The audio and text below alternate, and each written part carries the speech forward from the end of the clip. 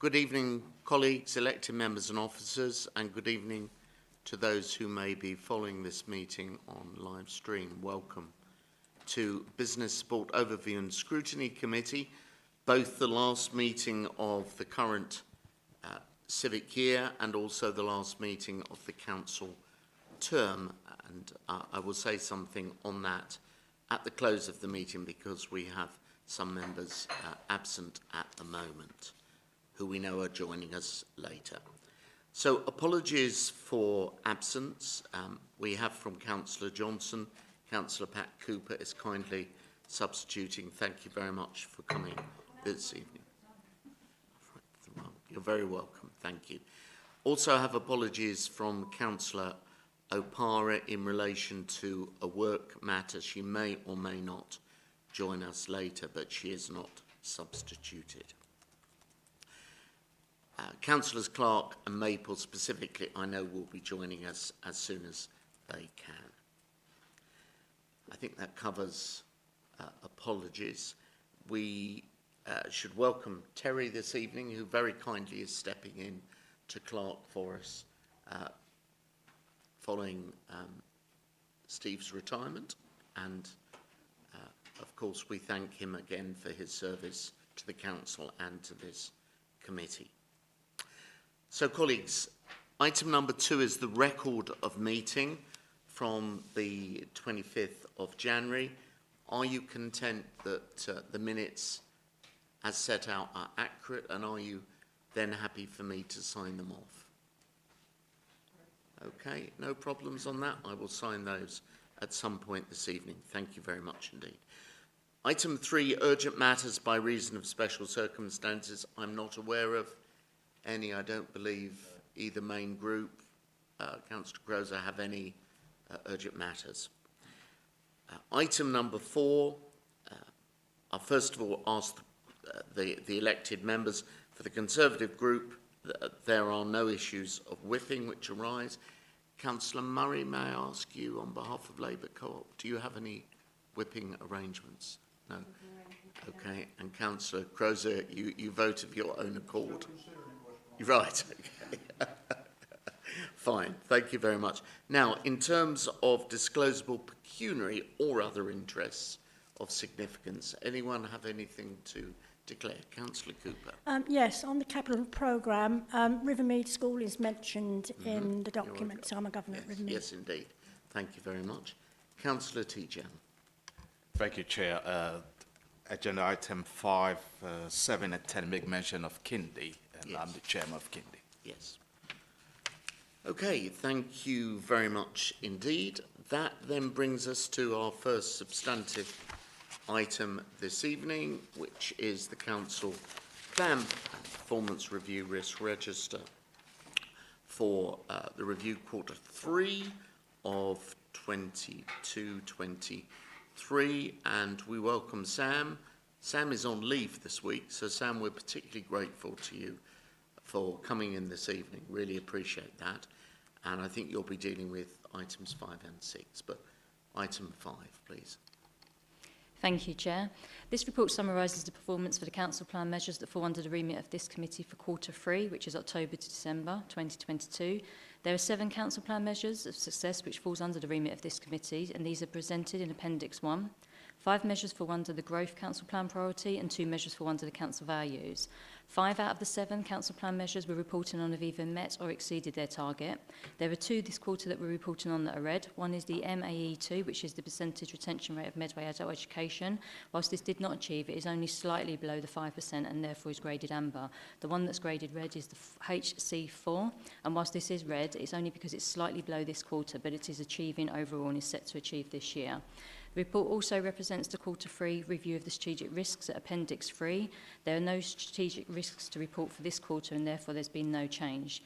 Just as a reminder, Cabinet reviewed quarter 3 performance and risks on the 7th of February. Thank you, Chair. Okay, thank you very much, Sam. Councillor Etheridge, please. Thank you, Chairman. I've got a number of questions, if I may. Can I direct you straight to page 69 of the report, please? Under the title of Delivery of Strategic Environmental Management, where we're talking about following the successful consultation of the Who Wetland Reserve planning application which has been validated. The application may have been validated, but we were still trying to ascertain exactly what was meant by the marshals or wardens who are going to look after this area, and that still has not been confirmed of how that will take place and how their salaries will be met. So that's question number 1 on that page. And then secondly, further down on Lodge Hill, SEM's work is being reviewed for decisions to be made in January 2023, and I appreciate this is a 2022 report, but we're still looking to find out how that piece of work is progressing. So that's the first 2 questions. Thank you. Sam. Unfortunately, I won't be able to answer those questions for you this evening. I'd need to take that back to the officer. Okay. I'm happy with that. I'll get in writing, come back, and I think to the whole group would be useful. Thank you. Yes. So my next question is on page 71. We're looking at the street lighting LED programme. And I think it's the 3rd paragraph saying there was several 40 central management systems and they will be replaced once stocks become available. I find that quite appalling, really, that stocks aren't available, because if we have issues, how are we ever going to get replacements in the future? Thank you. I'll take that point away just to check that. Again, I wouldn't have the detail as to why they're not available this evening. Okay, then we go on to page 72, where we're going about the application for the grant programme that came in to deliver messages recently approved for 4 Elms Hill of what we're going to do with the air quality. Once again, we've discussed 4 Elms Hill and other areas quite significantly over the last couple of years, and to deploy a network of air quality sensors when we already know that the situation is pretty bad seems to me to be once again a no-go area. Model the impact of traffic speed, carry out vehicle emissions. We've done all this over the last 4 years, and I just don't understand why we're doing that same piece of work again.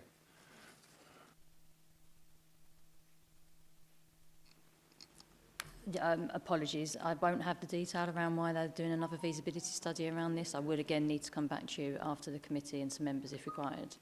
Okay, thank you. Mr. Watts, I think Councillor Etheridge can come in. Yeah, thank you. I think we've got a problem here. This is the point that we've made at previous ONS meetings. This committee is receiving the whole report because it's the overarching committee, but the kind of detailed questions that members are asking need to be reserved for the discussion at the appropriate committee, because you'll have the right officers in the room to answer it. It puts Sam and myself in a difficult position that we can't answer these detailed questions about services and areas of activity that are not falling within our remit. Would it be then reasonable in the future that if we're in that situation, those areas are greyed out as other reports to say, not for this committee? I think that would be a reasonable thing to stop us asking questions and you being put in that position. We can certainly do that. I mean, this discussion really should be limited to those areas that fall within the remit of BSD, which is essentially the kind of back office and the housing areas. Yeah. Okay, I'm going to ask one more. No doubt I'm going to get the same response, which is on page 73, where we talk about a strong sustainable transport programme that has continued, it says, to be rolled out across Medway schools. Well, I'm certainly aware that certainly is not the case for my schools in Cliff and Cliffwoods and in Wainscott. So no doubt we're going to get the same answer. But it's just the content of the report and what it states, I know is incorrect. Yeah, again, I wouldn't have the detailed answer. We can take that around. We have questioned some of the narrative that's gone in. Where they say continuous, it doesn't mean it's not completed yet, but I'll certainly find out in that particular point where that is and report back. Okay, I'll just point out to you, in the 8 years that I've been the member there, it's never ever been sustainable. But thank you very much for that. Thank you, Chair. Thank you, colleagues. Councillor Khan. Thank you. Sorry, Chair, just wondering. Just wanted to come to page 33 of the report, which is looking at HC4. So, number of private sector properties improved as a result of the council's intervention. Just wanted to understand the context as to why that is flagged as red. Appreciate it's not a huge difference, but it would just be helpful to understand the background and why, and actually what the plans are to address that. Thank you. Thank you. Come to Mark, if we may. Mark. Yeah, thank you, Chair, and thank you, Councillor Khan, for your question. I think the context around that particular indicator is that for quarter one, we overshot the target by 16 cases. By quarter two, we overshot the target by 28 cases, and for quarter three, we're under by about 20 cases.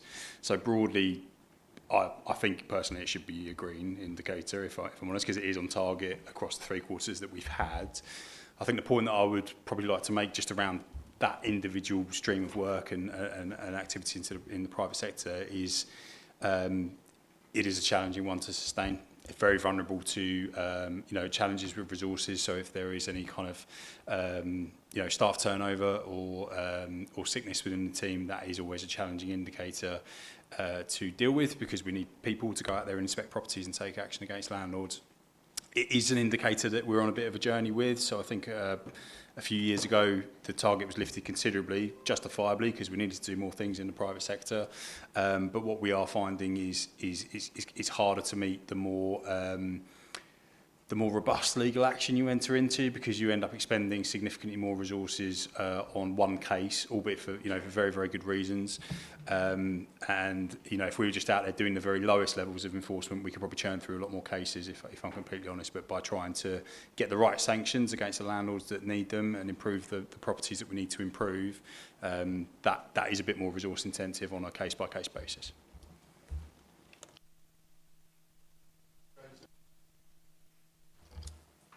Thank you, Chair. I would echo the question that Councillor Etheridge raised on page 72 around about the delivery of the Strategic Environmental Management Scheme. I understand that you're suggesting that the forum for discussions around this subject are not for this committee. What other forum is there for us to scrutinise those? I'll ask Mr. Watts to comment on that. So the performance reporting goes to all committees, but this committee gets the whole report because it's the overarching committee.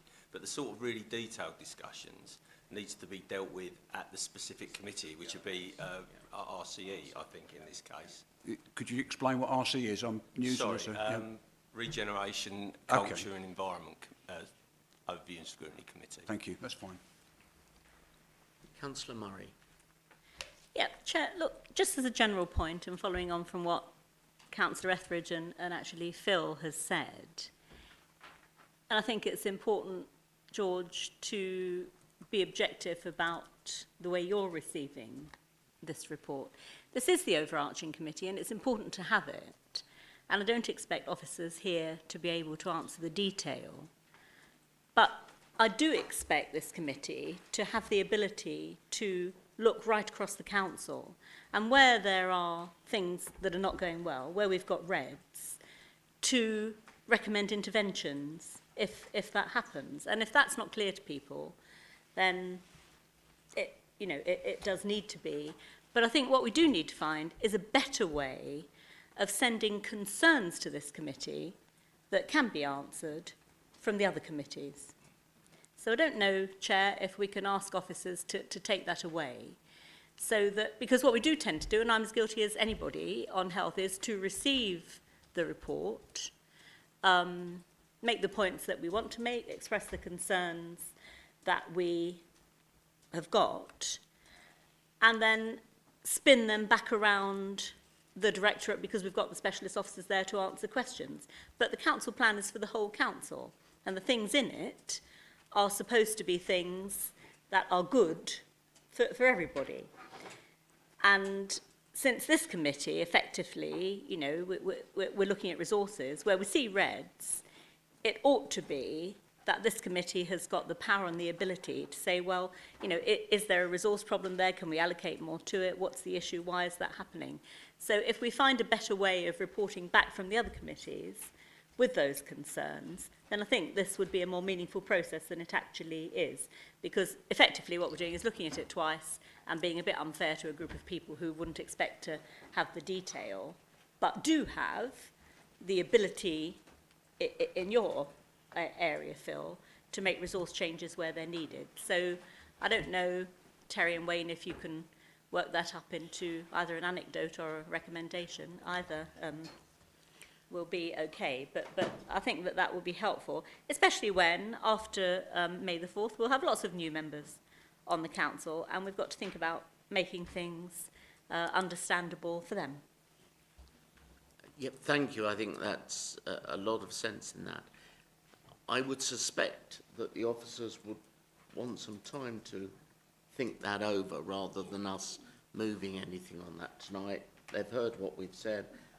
I'm assuming members generally would give support to that, and we can leave that for the first meeting of BSOS, indeed its agenda planning meeting. Councillor Crozer.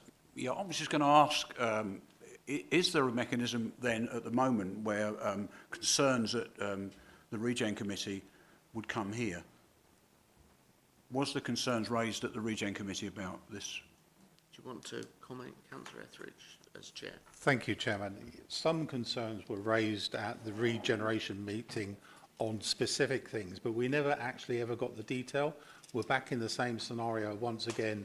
Either the portfolio holder that came before scrutiny or the officers that are available at the time were unable to answer. So, you know, we were still waiting for that information, hence why it's been asked yet again tonight. Then there is clearly a gap in reporting up the chain, isn't there? I'm going to ask Mr Hemingway to comment in a minute. Councillor Turpin.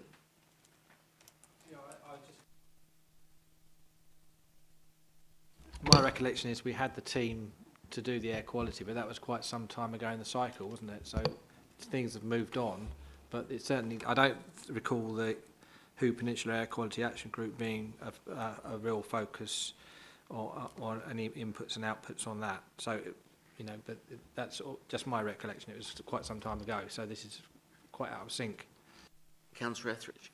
Yes, Chairman, if it's of help to members, when the air quality paper came before us to be recommended to Cabinet, I as Chairman said no, because this was not a fully detailed proposal to go forward. It was in fact a briefing note coming before members, and that's what we voted on and accepted, that it was a briefing note and with more work to be done. And I remember Councillor Curry at that point seconded that. Okay, I'm going to go to the Vice Chair so that we have a recommendation on this item. Then I'm going to ask Mr Hemingway to talk, as it were, about the constitutional issues that have been raised. But Councillor T. Jang, would you make a proposal, recommendation, please? Thank you, Chair. Item 5. I moved that members have considered the Q3 2022-2023 performance against the measures used to monitor progress against the council priorities and note the strategic risk summary as set up in Appendix 3. Thank you very much. Is there a second, Councillor Etheridge? Thank you. Can I see those in favour, please?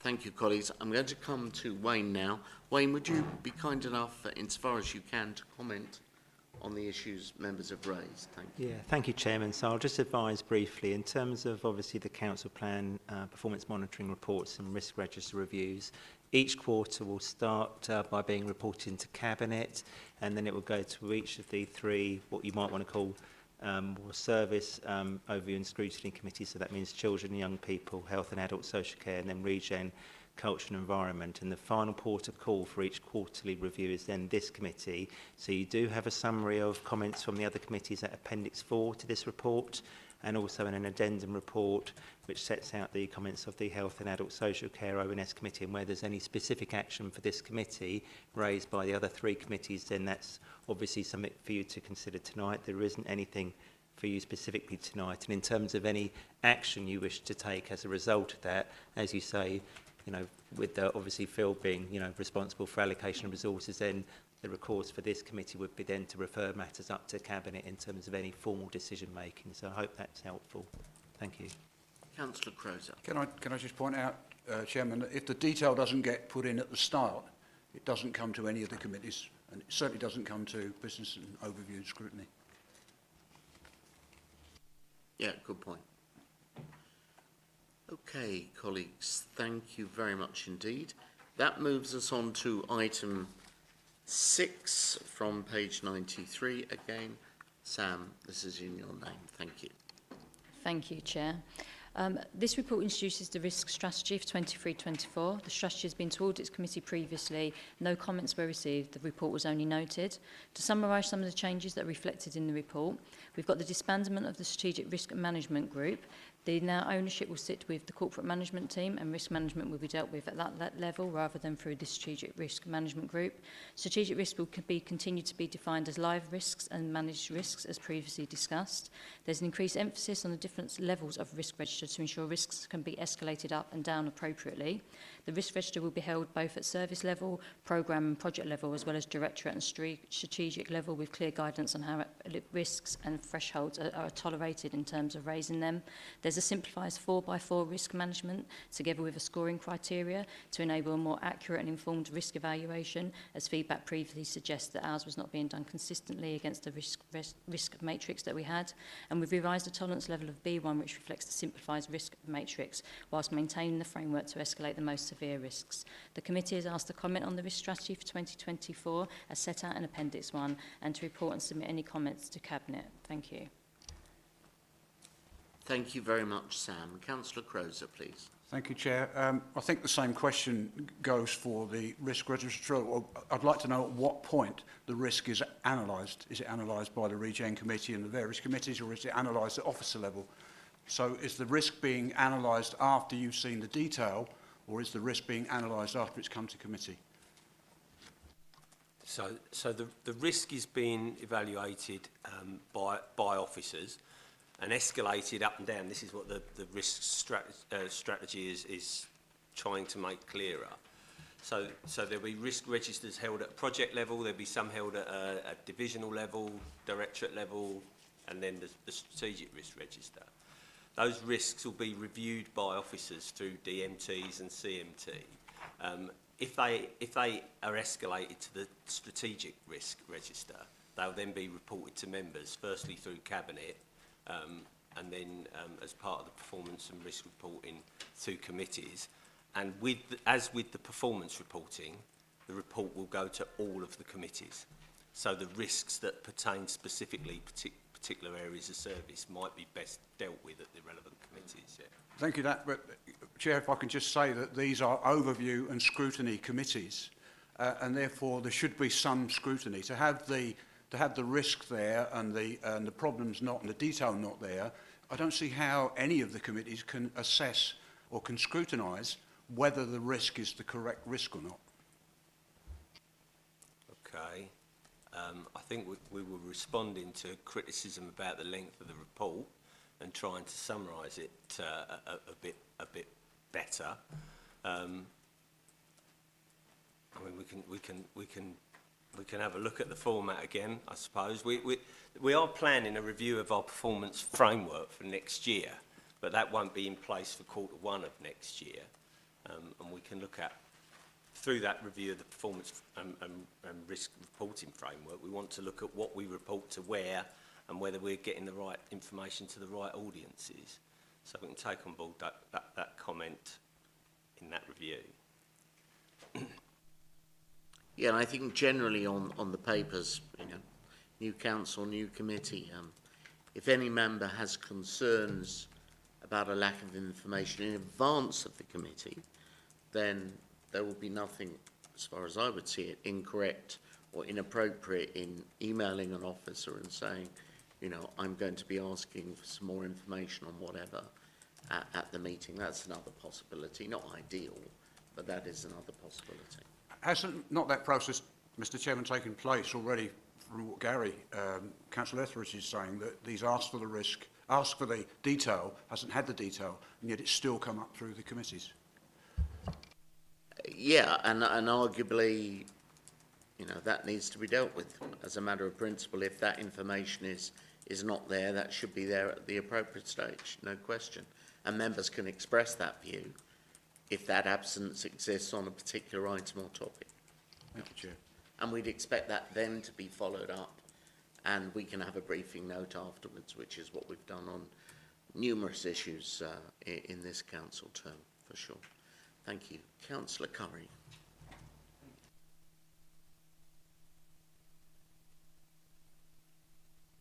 Thank you very much. I'm probably coming from I joined the committee halfway through the year, so I am coming from a position of not knowing the whole process, if you like. But I have got some questions about the... it started working. Thank you very much. I have got some questions regarding the process of this risk thing, if you don't mind, Chair. And if the answer to the question is we'll get back to you or noted, then as per the previous item, I completely understand. On paragraph 4.1 within the officer's report, we have reference to the process by which the risk, the consultation which is taking place, but it only mentions one consultation group, the corporate management team. And I wondered why there was just one person, one group being consulted over this and not several. So that's a question there. And then on the following paragraph, it talks about the disbandment of the Strategic Risk Management Group.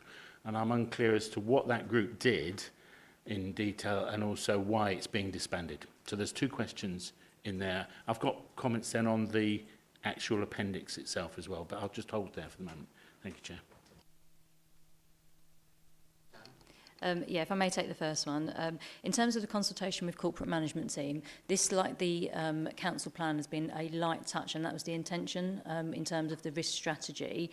But having looked deeper into how we're managing risk and how the organisation understands how we manage risk, we wanted to make a more of a fundamental review of it, and it was simply timing that has delayed any further consultation. This is in place for 1 year, but as Phil mentioned, we are planning on doing a much thorough performance and risk workshop. We're doing that first of all with officers. We've spoke to existing portfolio holders about doing a members workshop so that we can really unpick and define what we need to do for the fundamental refresh of the council plan. So this is a holding position, if you like, for this year, but further work and consultation will be going ahead this year where we've got the time to do it. So it was time permitting that it was only corporate management team. Okay, thank you, Chair. So in terms of the Strategic Risk Management Group, this was a group that was established some years ago to manage the quarterly review of the Strategic Risk Register.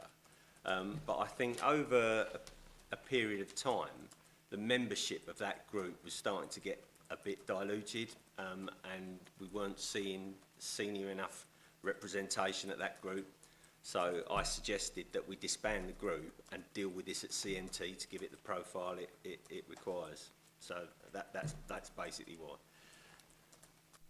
Okay, so comments on the appendices? Yes. Yep.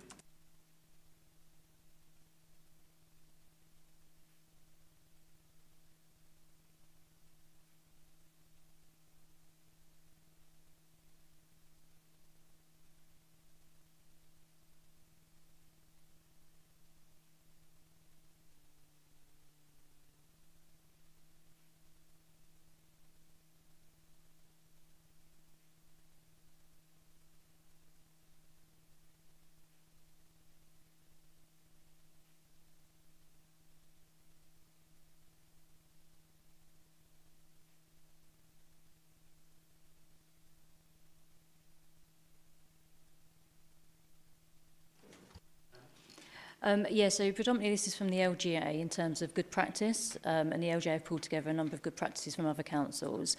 We've also had other officers, for example, Bipinda, who's come from other local authorities, who's had experience of managing risk. We've also worked with portfolio holders, so we've pretty much gone out to look at good practice to complement the stuff that we've drilled down from the LGA. Moving forward in terms of those workshops that we're going to do, we'll be relying heavily on the LGA to navigate through those, and they've got a lot of case studies on their website that give us confidence that that's the right approach.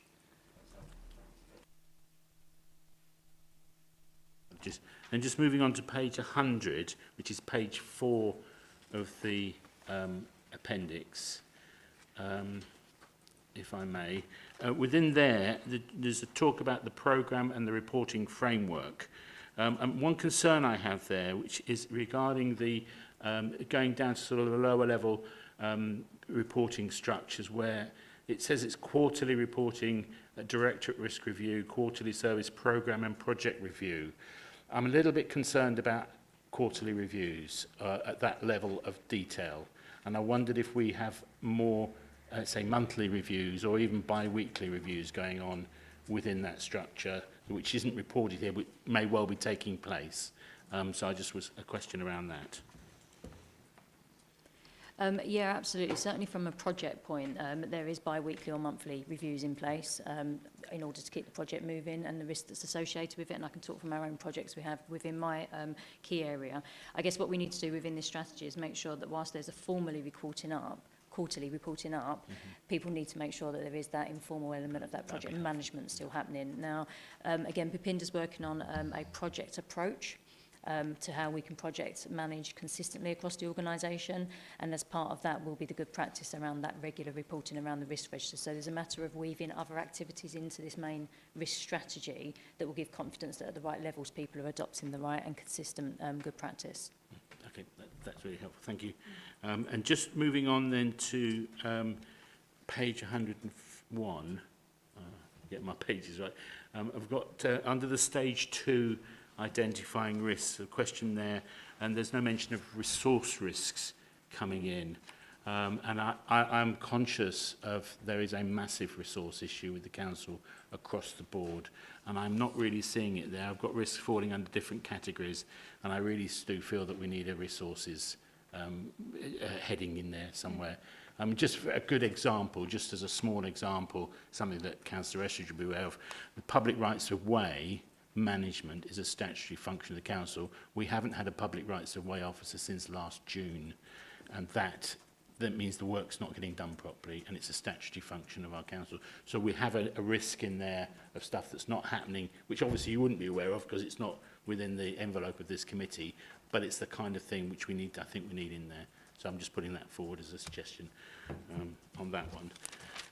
And then just moving on to page 105 further down the report, you've got the table on page 104. There's the table there which talks about people, duty of care, etc. There's no mention of stress and mental health issues around staffing or around other issues. And I think that needs to be within there as well. It would be very helpful. And then also on the same table on page 105 where it talks about environment, there's no mention of climate change and biodiversity issues around there, which I think again is something that needs, I'm not suggesting any wording, apologies for that. I think it's something that needs to be considered within there. Those are my points. Thank you very much, Chair. Thank you very much indeed. Sam, are you ready? I mean, yeah, absolutely great points. So thank you for raising. I think with the duty of care point, we tried to cover a number of reasons around people, but what would be helpful if we do expand that just to give that indication. So thank you for your recommendations. Yeah, thank you. On the same sort of point that Councillor Curry's making, one of the things that I don't think is brought out enough in this document, although I appreciate that it's a good review of, excuse me, the risk process. Thank you. Councillor Curry's kindly getting me some water. I think Councillor Williams is there first.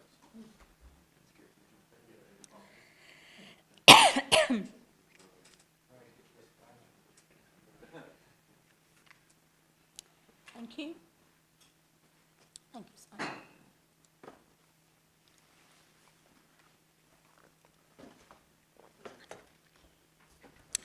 Thank you for waiting. We've had a period where we've had risks come at us from left field with COVID and now with the cost of living crisis, both of which resulted in a big loss of income for the council.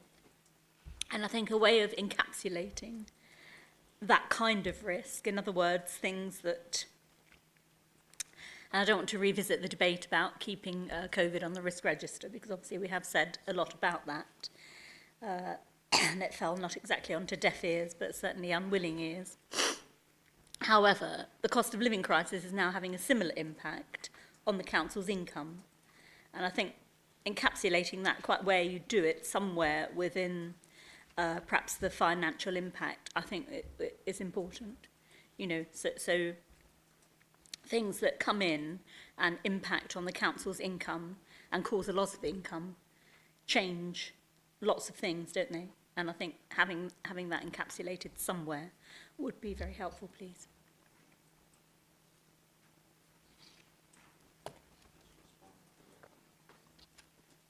Yep, thank you, Councillor Murray. We'll make sure that that is captured there. Okay. Councillor Turpin. I think what's missing in this whole area, and where we see major issues which come out this week, for example, in the HIF project, is where we've got a real serious governance issue, and the governance is not picking it up. So, for example, lots of committees and steering groups and project teams are supposed to be working on the HIF, but it doesn't. There's no minutes, there's no record of meetings, and the local councillors haven't been involved. So there's been a lack of governance that's involved there, and that's hugely increased our risks. The local members were pointing out the possible issues with the HIF a long time ago, and it was dismissed. So they were doing all the right things in terms of raising awareness, pointing out risks, and basically being ignored. The outcome has been that it's just delayed the inevitable. So I think the governance issue, where not enough people, not enough eyes are looking at things, and things could be picked up a lot earlier, I think that's running through some of the issues that we've got. So we've got, you know, that's just something which I see, not just in that project, but in other projects as well. So it tends to, I think where we've got projects, they are really difficult to manage and produce and deliver. You know, they're incredibly difficult because you've got millions of pounds given to you. It's not a service which has been running and you're tweaking it and making sure it's properly staffed, etc. You're trying to do something really, really difficult, and that's where the governance has got to be really tip-top, and I just think that's where we fall down a lot. And so I just think,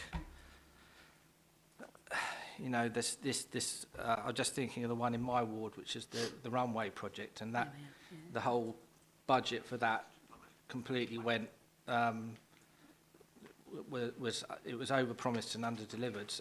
Part of the problem is you have to you have to put a bid in, and you promise a lot in your bid, and then that makes your bid looks more successful. But then when you get the actual money, it's difficult to actually deliver it.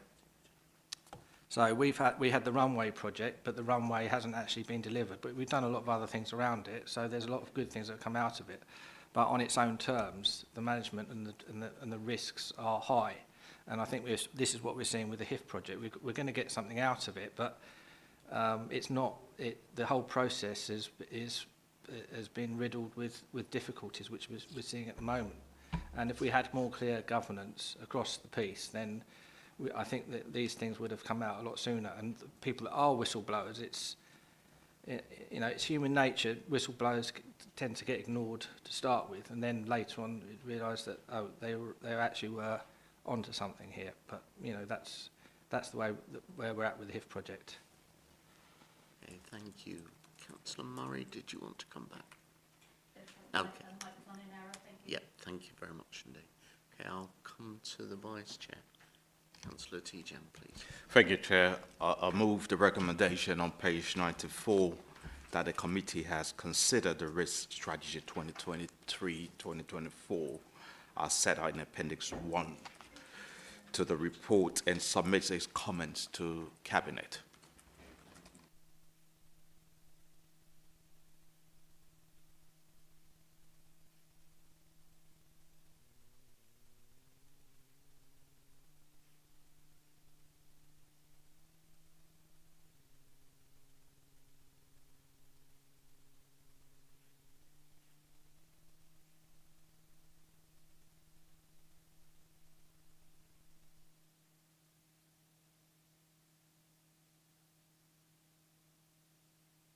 So it takes us on to item 7, so we turn to look at capital budget monitoring, and normally Andy would present this. He's not with us, so David is very kindly stepping in for item 7.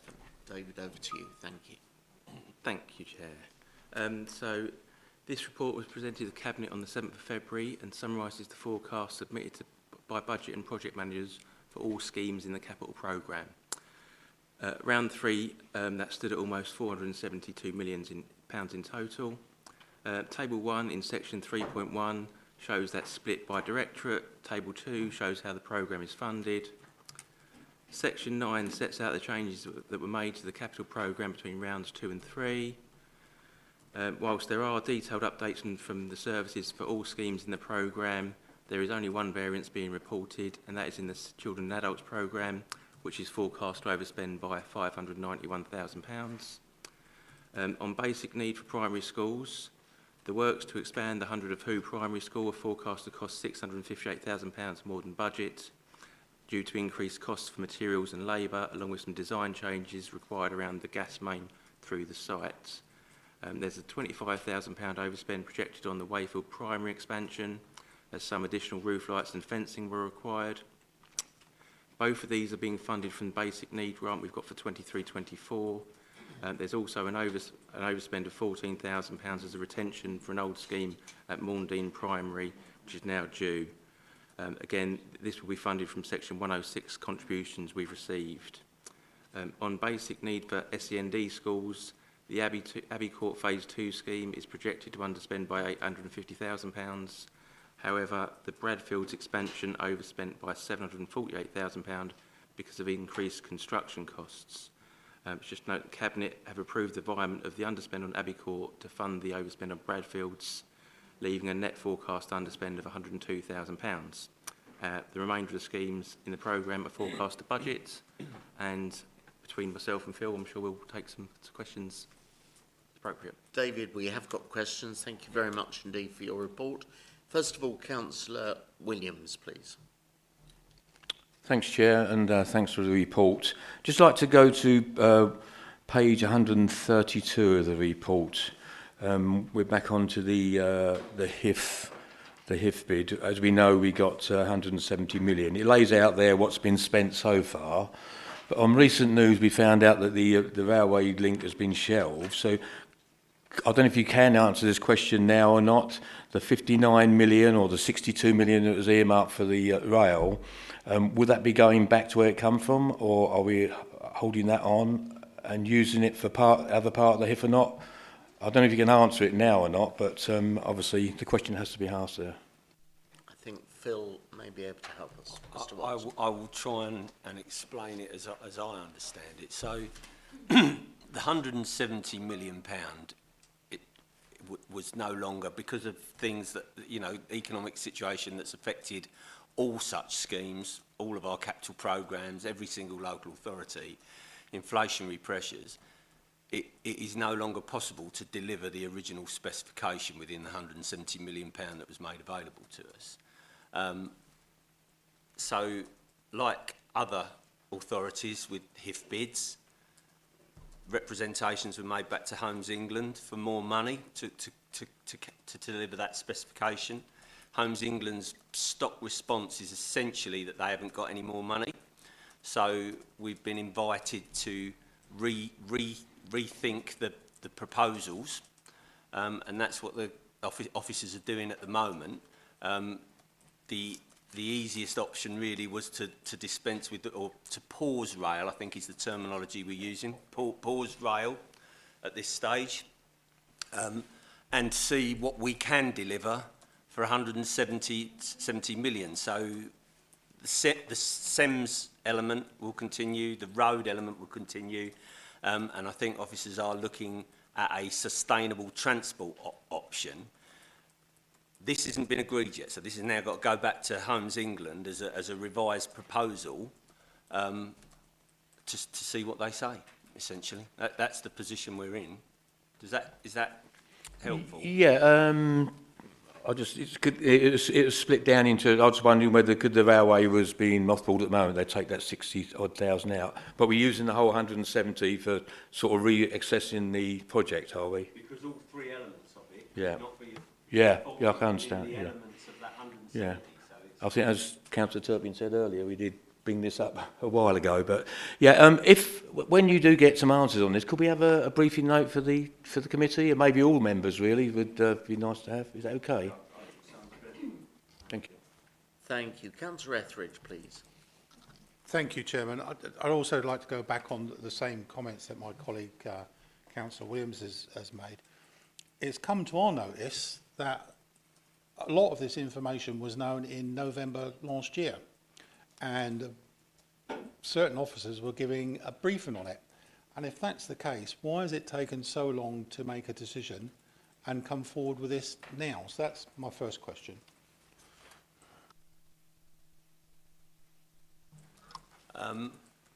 I think negotiations have been ongoing with Homes England for some time. I think the position for the directorate was that it wasn't in a position to explain where we were to members until some of those negotiations were further advanced.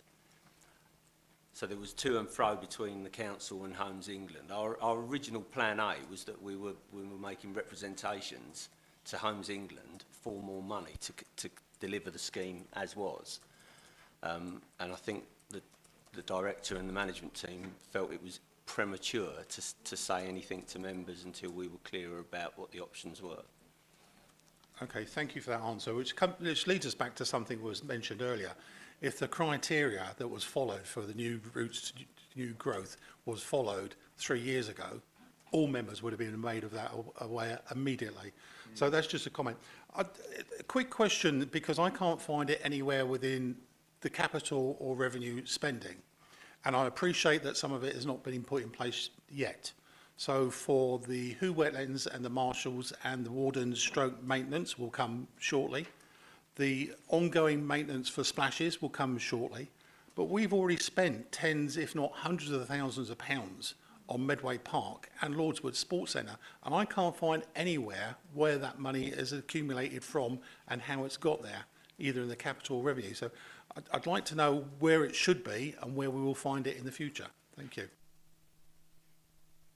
Sorry, can you explain the tens of thousands?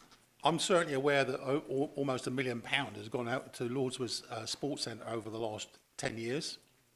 And I'd really like to know how they accumulated that amount of money without it ever appearing in any records. No doubt there's been tens of thousands of pounds going to Medway Park supporting that. And I just don't understand how these sums of money have gone to these places without it ever being reported back to full council or within any of these reports. So I'm just trying to ascertain where it should be identified. And obviously we've got the ongoing maintenance that's going to come to us in a couple of years' time for splashes, and the ongoing maintenance that's going to come for the Who Wetlands. Where are those figures going to appear as well? Thank you.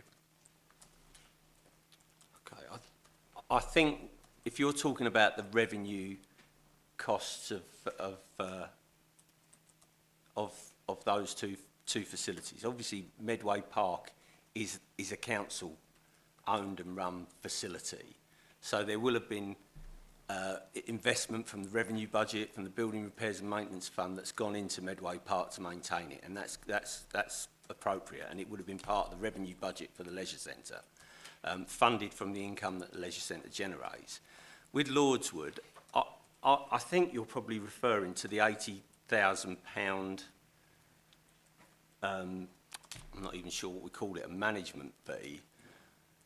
It wasn't a loan because it isn't repaid. It's a grant, essentially, and that's been going on, well, ever since I've been working for the council.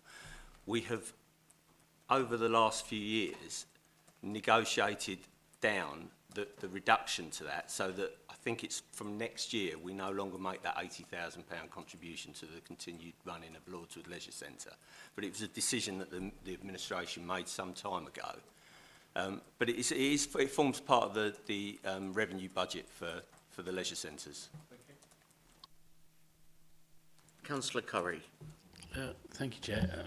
I'm going to go back to HIF, if I may, because I'm not sure what to say really about this. In 2021, we submitted comments on the Who Development Framework back then, saying that the rail wasn't a feasible object, and we were talking about investing in the buses instead back then.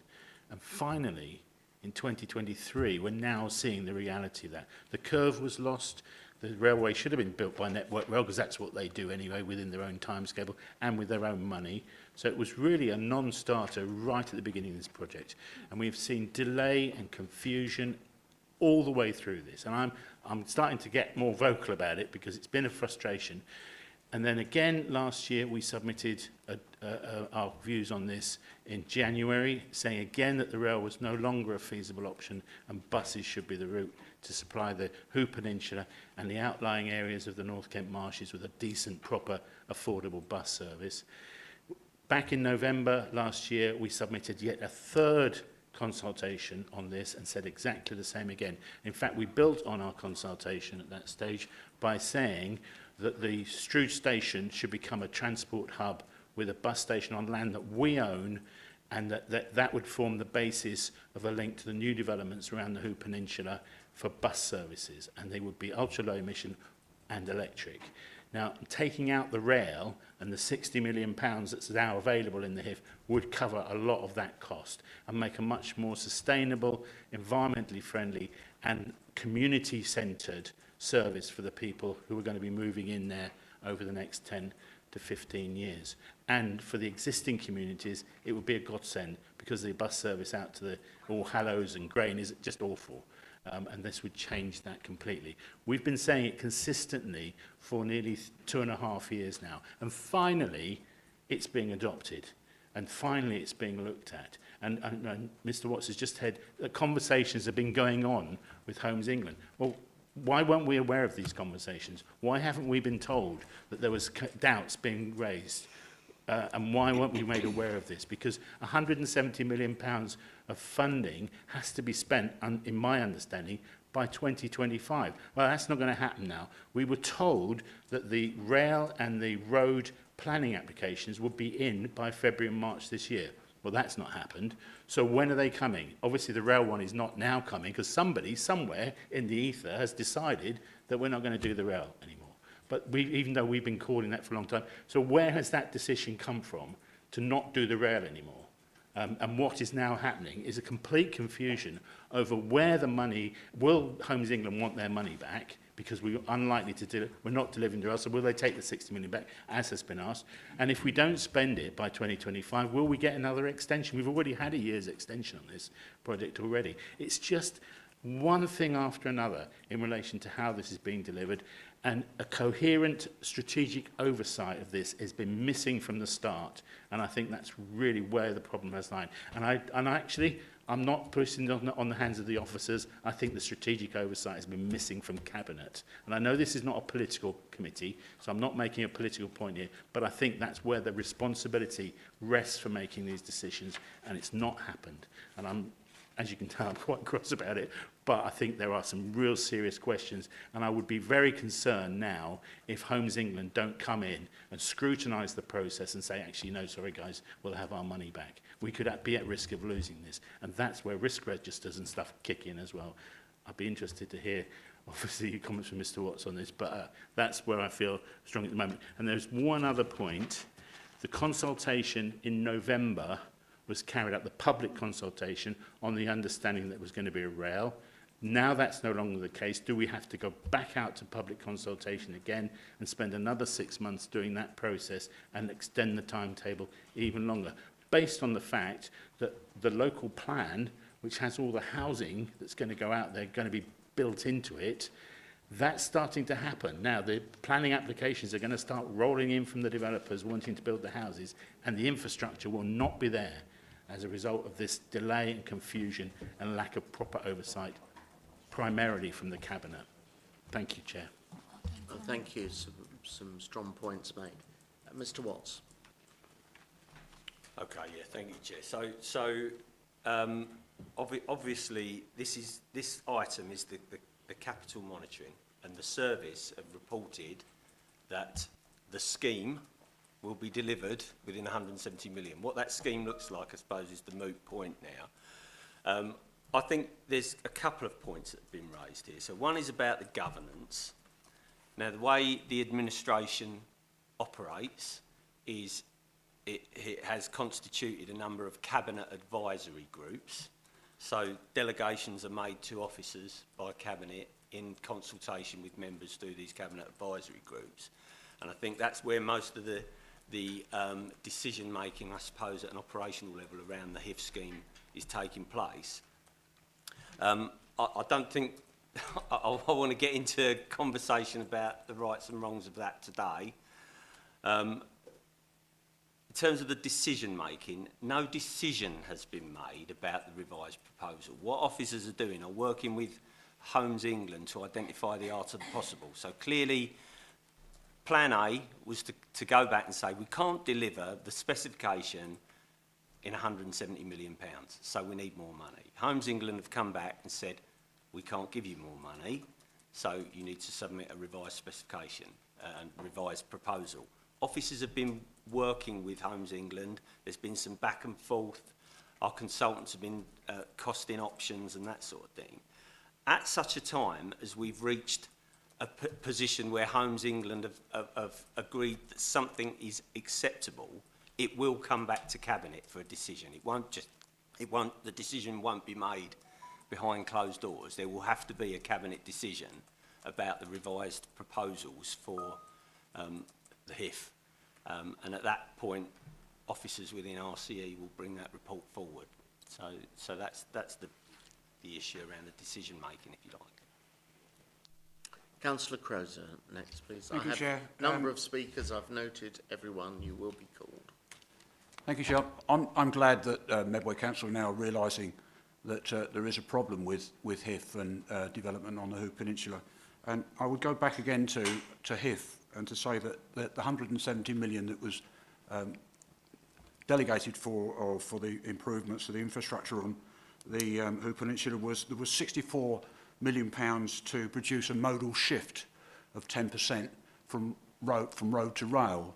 Now that that is off the table, there still needs to be that modal shift in order for that grant determination agreement to be made. It begs the question then, how much has that cost us up to date to get to this stage where we're pausing and potentially pulling the rail element of the proposal? And I would ask whether there's been a lot of talk about the £170 million, and I'm pretty certain that the £170 million hasn't come into the coffers of Medway Council. It is something that you draw down on. Can you explain to us, or can you tell us how much has been drawn down against the HIF so far? And yeah, I think that will suffice for me.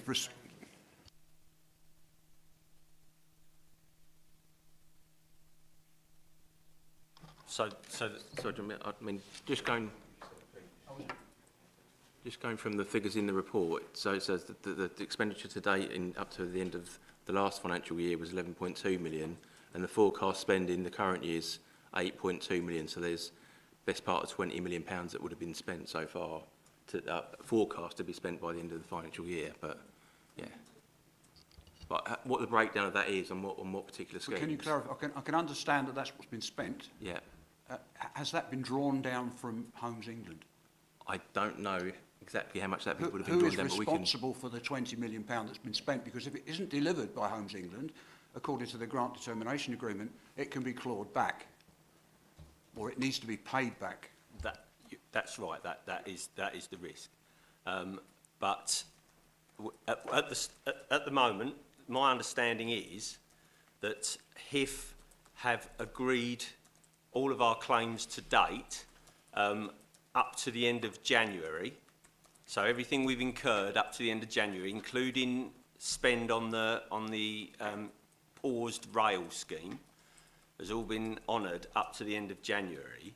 And they have also indicated to us that they will not be anticipating clawing back any of that expenditure incurred to date. That's as much as I know, and that's what I'm being informed by the people managing the project. Councillor Murray. Look, we're in the right pickle with this, aren't we, Phil? I think we've got to be honest about it, and everything that's been said so far is right. I've got 2 points to make, really. I'm uncomfortable with all of these discussions going on and nobody knowing about it. I'm especially uncomfortable with, as Councillor Curry has said, the fact that we're in a situation now where in the long and sometimes painful consultation process, people have put ideas through, including the Labour group, and one of our ideas has always been, to reiterate what Councillor Curry said, that the rail element of it didn't really have a future, and therefore there ought to be a significant change to the sort of scheme that Councillor Curry has described. Now, if I look at the last paragraph on page 132, that paragraph says, we're confident Homes England share our commitment to delivering this scheme, which I read as, well, that means that the rail is still in there somewhere. But the reality of it is that actually there wasn't much reality in it in the first place, and that is getting further and further away, and that element of it has been paused. So actually, the commitment to a scheme depends on whoever's writing the report on the day, doesn't it? We don't really know what scheme anyone's committed to now, and neither does anybody else who took part in the consultation. And I think there's an element of public trust that is coming in to this that really worries me, because I am faithful to public consultations. The Labour group is faithful to public consultations. We encouraged as many people as possible to take part. We published our own contributions, and we expect them to be taken into account. There isn't anything here that suggests that that is going to happen at all. It's really just saying, it doesn't look like we can afford the rail because everything's gone up a bit, so we'll still try and do it effectively on a shoestring or never, without bringing in the ideas that came into the public consultation. And I think, you know, Councillor Curry has spoken very strongly. I am now speaking very strongly. This committee needs, I think, to send a message to the Cabinet that encapsulates those concerns and asks them to pause the discussions that everyone's having with Homes England and decide what scheme exactly we're trying to get commitment to. Because if we just keep going forward saying, well, everyone's committed to this and we sort of hope it happens, and then it doesn't, no one's going to come out covered in glory, are they? Not Homes England, not us, not all of the people who this is supposed to be for. I'll ask Mr. Watts to comment on that.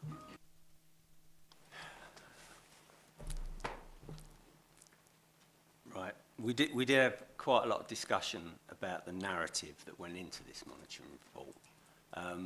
And the issue that we're wrestling with is that the Capital Monitoring Report is a report that I author with contributions from the various project managers. And so the narrative that goes in there is what they've told me they want to put in there. There's a discussion about it. We've got to be careful that I don't say something in here that is going to be said at some future date in a Cabinet report when it comes forward. So once the negotiations with Homes England are concluded and there's a proposal that we think is a runner, that will come forward for Cabinet to scrutinise. So by implication, the kind of narrative that goes in the capital monitoring is a little bit anodyne, I think. I mean, you're I think arguing that it's misleading, but it what we're saying in the monitoring is that we've got £170 million. We will remain within that £170 million. That's what the capital monitoring is saying.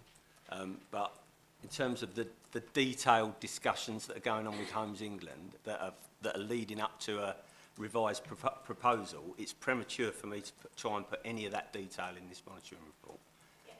Through you, Chair, then, and I appreciate your frankness on that, Phil, and the ability that you've shown to understand that, yes, I do think that there's an element creeping in here of misleading the public, and actually we're sort of misleading ourselves, aren't we? In good faith. The envelope isn't going to change. It's 170 million. That has been agreed, unless Homes England decide to take some of it back because they end up deciding that what we might propose in the future doesn't suit them anyway. But that isn't what this says. what this says is that there's confidence about this scheme. But there isn't, is there? Because it's unaffordable. And there are discussions going on in a place that doesn't involve anybody who took part in the consultation, doesn't involve me as a councillor, or frankly, as far as I can see, anyone around this table, and certainly doesn't involve the people who are most likely to benefit or suffer from it, the people of Medway, and that's not a good position to be in. So whatever the discussion that led to this narrative was, I think it should really have said that at the moment there isn't a consensus on what's going to happen in the future. The only consensus, the only thing that's actually agreed is that there's an envelope of £170 million unless and until somebody decides that there isn't. And or 20 million if it's already been spent anyway.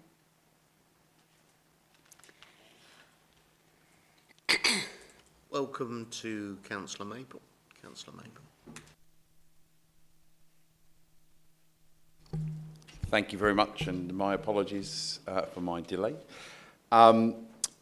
Just to follow on, I mean, this is a very helpful conversation, and I appreciate entirely a couple of things.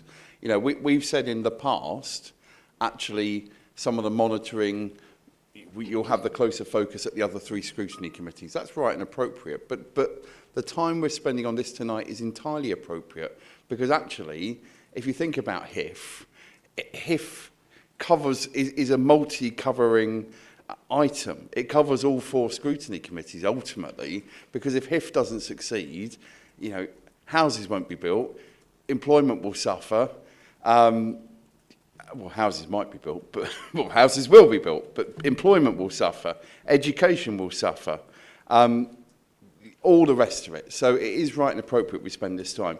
As a statement of fact, I think I'm right. I don't think anybody in this room is a member of the HIF board. I don't think we are. I think that's cabinet members only, but if you could confirm that, that would be helpful. I think many people said at the time that was being created, it needs to have people outside of the cabinet. That was rejected. Now we're coming to see why, because we're seeing conversations not in the public domain, frustrating people of all political parties. As Councillor Murray rightfully says, far more importantly than anybody in this room, frustrating the people who took time to take part in a consultation, to see something that might happen, and now something might not happen, or it might happen. We don't know. That's the problem. So I think it is right that this committee should be saying to the Cabinet, they've got one more meeting before some of them go and do something that's not being on the Cabinet.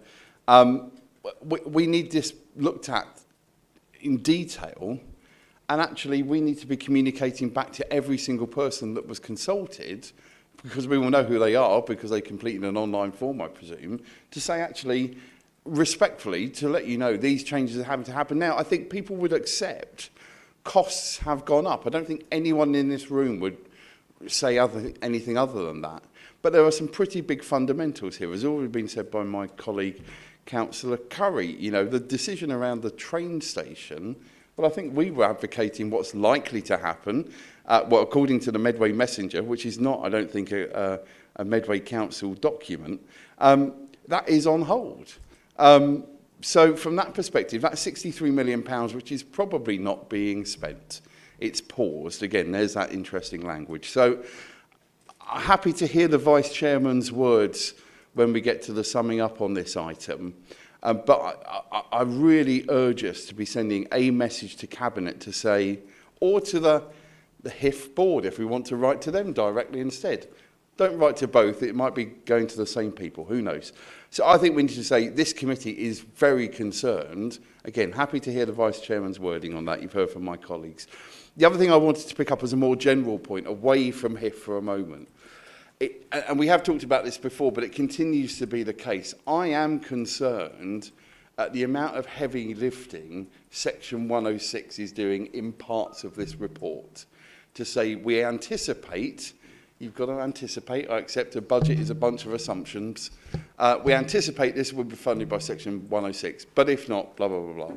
We know, particularly some people in this room know, because they sit on the planning committee, and we've had an increasing number of reports to that committee coming back to say, actually, sorry about this, councillors, we can't now afford to give you what we promised. They're still keeping their 15 to 20% because that's what the law says, that's part of viability.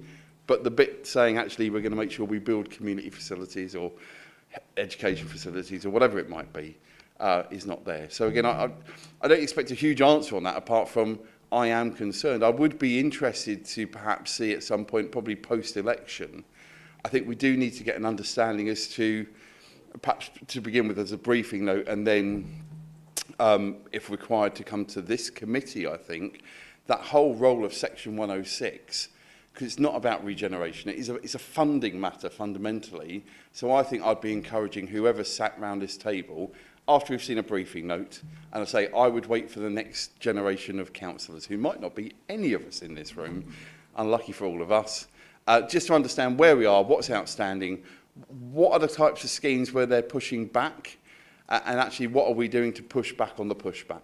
Because I know, to be fair to planning officers, they attempt to do that on a pretty much a daily basis. Thank you. Yeah, I mean, in a number of hands, everyone noted. I mean, certainly on the planning side,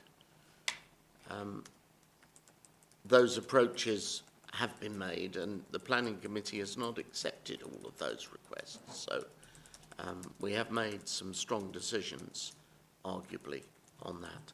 A number of members. Councillor Etheridge, I think, is next. Thank you, Chairman. I'd like to come back, first of all, to a comment that Phil made in that positions were delegated to officers. I'm sorry, but that wasn't the original criteria that was sent to Homes England for this project to be produced. It said quite clearly there would be a steering group and a number of subgroups containing all sorts of members, literally from officers, parish councillors, ward members, other councillors, going all the way through down to RSPB and everything else. Not that it would be delegated to officers. So the original criteria, I'd love to know what was put before Homes England to say, well, we're not going to follow the original criteria, we're going to give it to an officer for, to be responsible. Secondly, the loop was not the first thing to be discounted. The Higham flyover was the first thing to be discounted, and therefore it was put forward that they would have an alternative route going up to Woodfields Way. But that too is a nonsense, because it's a 20-mile-an-hour limited speed limit. It's an army road that can be closed at any time. The armed forces have already made a decision that says there will be no buses allowed down that route, no HGVs, simply because they don't want anybody high enough to overlook on their property. So that means a car coming down through that route is restricted to a 20-mile-an-hour limit only. Far better to go straight down Forham's Hill and onto 289 and not worry about it. So that too is a nonsense. Coming forward into November, we, as you know, on this side, called it in. We put it before full council to say we did not believe there was enough funding for that project or for the rail or for it in its entirety.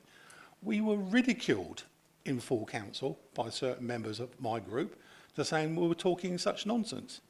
And to discover now, which we have done in the last few days, that these discussions were going on at least in November last year, prior to the consultation going out. That was an absolute fraud that was put on the residents of that area to say you'll be consulted on something like this when everybody knew damn well it was never going to happen. And that's just unacceptable. Mr. Watts, do you wish to comment on that? I think some of that was observation, but there's a couple of things that I probably ought to comment on. And actually, I would like to comment on the question that Councillor Maple asked earlier. So if I deal with that one first, talked about use of Section 106 at risk, and I agree with you. That's what we do. But there's an inevitability about that. We're agreeing for developers to build homes, and we have a statutory duty to provide so that the majority of the scheme, probably that you're talking about, use of Section 106 is towards education, provision of school places.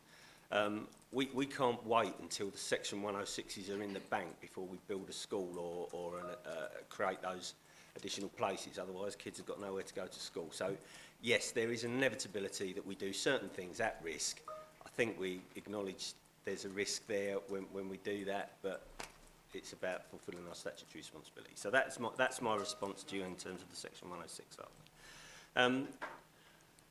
In terms of Councillor Etheridge's points, I'm going to need to come back to you around the delegations to officers, because I'll go back to the original reports around this and find out, just be absolutely clear, and if you want I can do that in writing and come back to this committee and explain or remind what the delegations were and what was agreed at that point. I think that will be helpful, yes. Okay, I'll do that. Okay, I'm going to come. Yeah, I've had everyone. I've seen you are signalling, but there's a list. Coffee and tea is served. Councillor Curry back in, please. Thank you very much, Chair, for your patience as well and forbearance. Obviously, this is a very, very difficult discussion. It's got connotations for the future with the election coming up as well. So there's all sorts of issues in the room which we can't really talk about in too much detail. A couple of points that I would like to add into what I said earlier. Obviously, I'm still concerned about the consultation having to be repeated, and that will add time to it. But I think part of that consultation, the future WHO documents and the WHO development framework documents made it very clear that this was going to be a very shiny, very beautiful place for people to come and live, pollution-free, and all the aspects of that, whether it be the 20-minute community aspect that the Town and Country Planning Association are pushing out. All those elements of an environmentally friendly and very green and verdant community was being put on the table. The documents showed that in a lot of detail. And what we're finding now is that actually, with the rail gone, which actually I think is a sensible thing, the £60 million or whatever it is that is now available will probably get sucked up in roadworks in order just to cope with the volume of traffic that's going to be generated in the next 10 years there. And that's my real concern, is that as the road schemes have got more expensive, I mean, a good example, the slip road down to the tunnel in Strood cost however much more than we expected it to cost, simply because of the situation there. We are going to find that over and over again in relation to WHO and the new housing estates that are going to go in there. And at the end of the day, we will probably have something similar as a bus service between Strood and WHO and the peninsula that we've got now, and not much more, because most of the money will be spent trying to cope with the road network. I mean, if you look at what Four Elms Hill and the 289 are coping with now, and we already know that the A2, M2 Junction 1 is at capacity within the planning context, the money will have to go on road, because that's simply where it's going. And that shiny, environmentally friendly community, that's not going to appear. It's going to be Walderslade, Lordswood, Hempstead, car-based community, which is the whole point about the WHO development framework and the future WHO, was to avoid that from happening. So there is a certain amount, I wouldn't say deception, but that within the consultation, if that's not happening now, we mustn't be misleading the public that we think it might happen. I mean, we have to be totally clear and honest that if this is going to be a car-based community, which is what it's looking like, then we need to make that very clear to them and see what they think within the consultation on that. I'm sure George will have a great deal to say on that issue, and I'm sure Rupert will as well. So I think that we need to be honest and open, because otherwise we could end up misleading within this consultation process. And then on top of that, and I know it's been bandied around as a sort of figure, £20 million have been spent on this. Now, I'm not saying it's our money, it's come from government and such like, but that's £20 million of public money, and we've got nothing to show for it. We've got expensive consultancy fees, we've got some shiny documents, and we've got a SEMS project, which actually I think is pretty good, but that's certainly not £20 million worth of a SEMS project. And that's all we've got for the money. So I think, and I know it's more work, but I think we need to know how that £20 million has been spent. This committee needs to see a breakdown of where that money's gone. It's a huge amount of money. It's public money, and we need to see where it's been spent and what the outcomes of it are, because I've got a real fear that when Homes England look at the accounts and say, hang on a second, you've got £20 million and you've got nothing to show for it, or virtually nothing. So I think, as a recommendation for this committee, I'd like to see a breakdown of those costs. Thank you, Chair. Thank you. Yeah, I would very much agree, because our scrutiny role is primarily of this council and what it does, but it is public money, as you've rightly said, and I think members should be interested to know what that has gone on, basically. And we will look at, I'll come back to the recommendations, so we maybe need to pick a few points up on recommendations, so we'll deal with that at the end between us, if we may. Would you like to comment thus far? Yeah, the only response I'd offer, so yes, absolutely, I can provide a briefing that explains what we've spent the HIF money on thus far. All I would say in addition to that is that everything we've spent and the money that we've reclaimed has been submitted to HIF, Homes England, in quite a lot of detail. So they scrutinise quite, and you know, there have been occasions where they've rejected things that we've included in that. So they scrutinise it in quite a lot of detail, and all the claims that they've signed off thus far, I'm content there'll be no comeback on that. Okay. Can I ask from the chair on that? You just made reference to there have been some that they queried or whatever. What was the effect of that?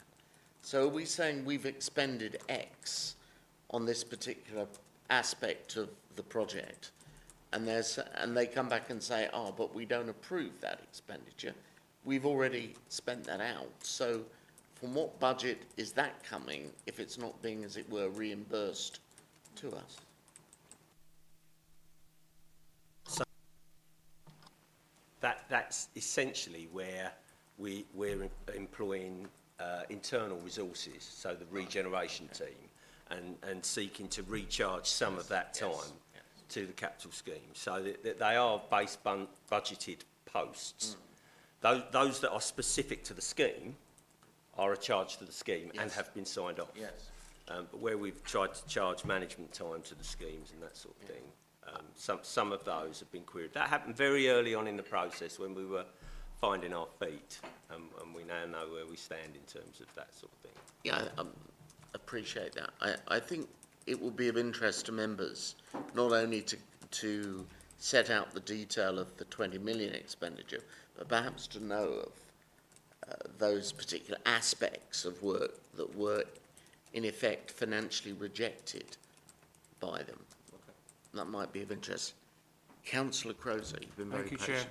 Chair, we've been saying for 25 years on the Hoo Peninsula that it's unsustainable.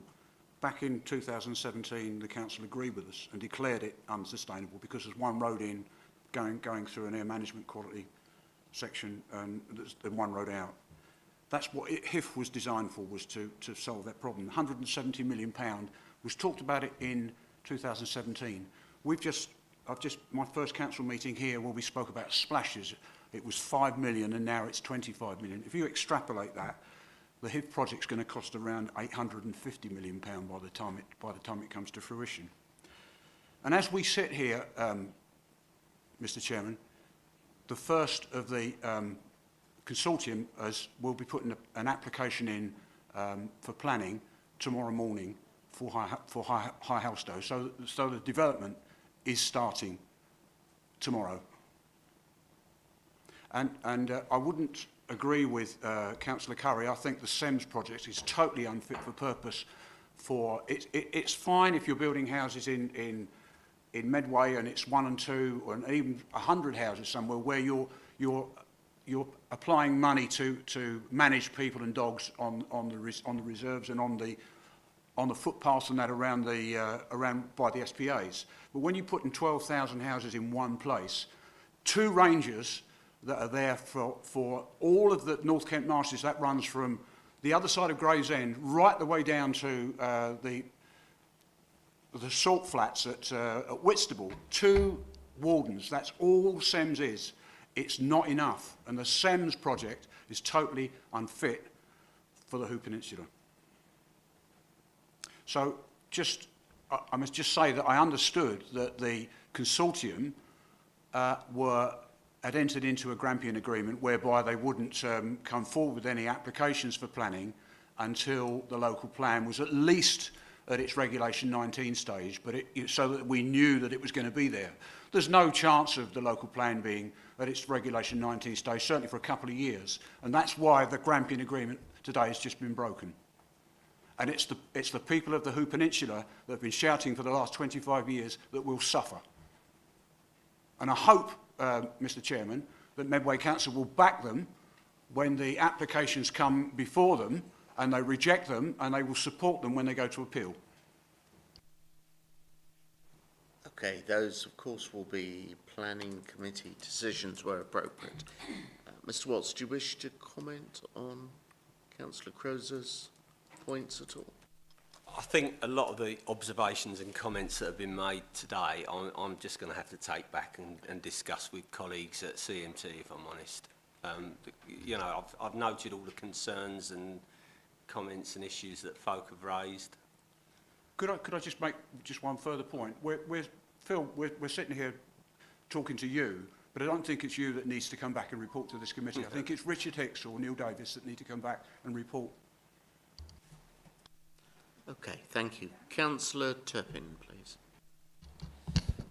Well, I don't want to spend a lot of time because I think a lot of people have already said what I want to say, but just to say, I do think the local population have been alienated by the whole process, and this latest is not going to help them, and they haven't been shown the respect that they are due.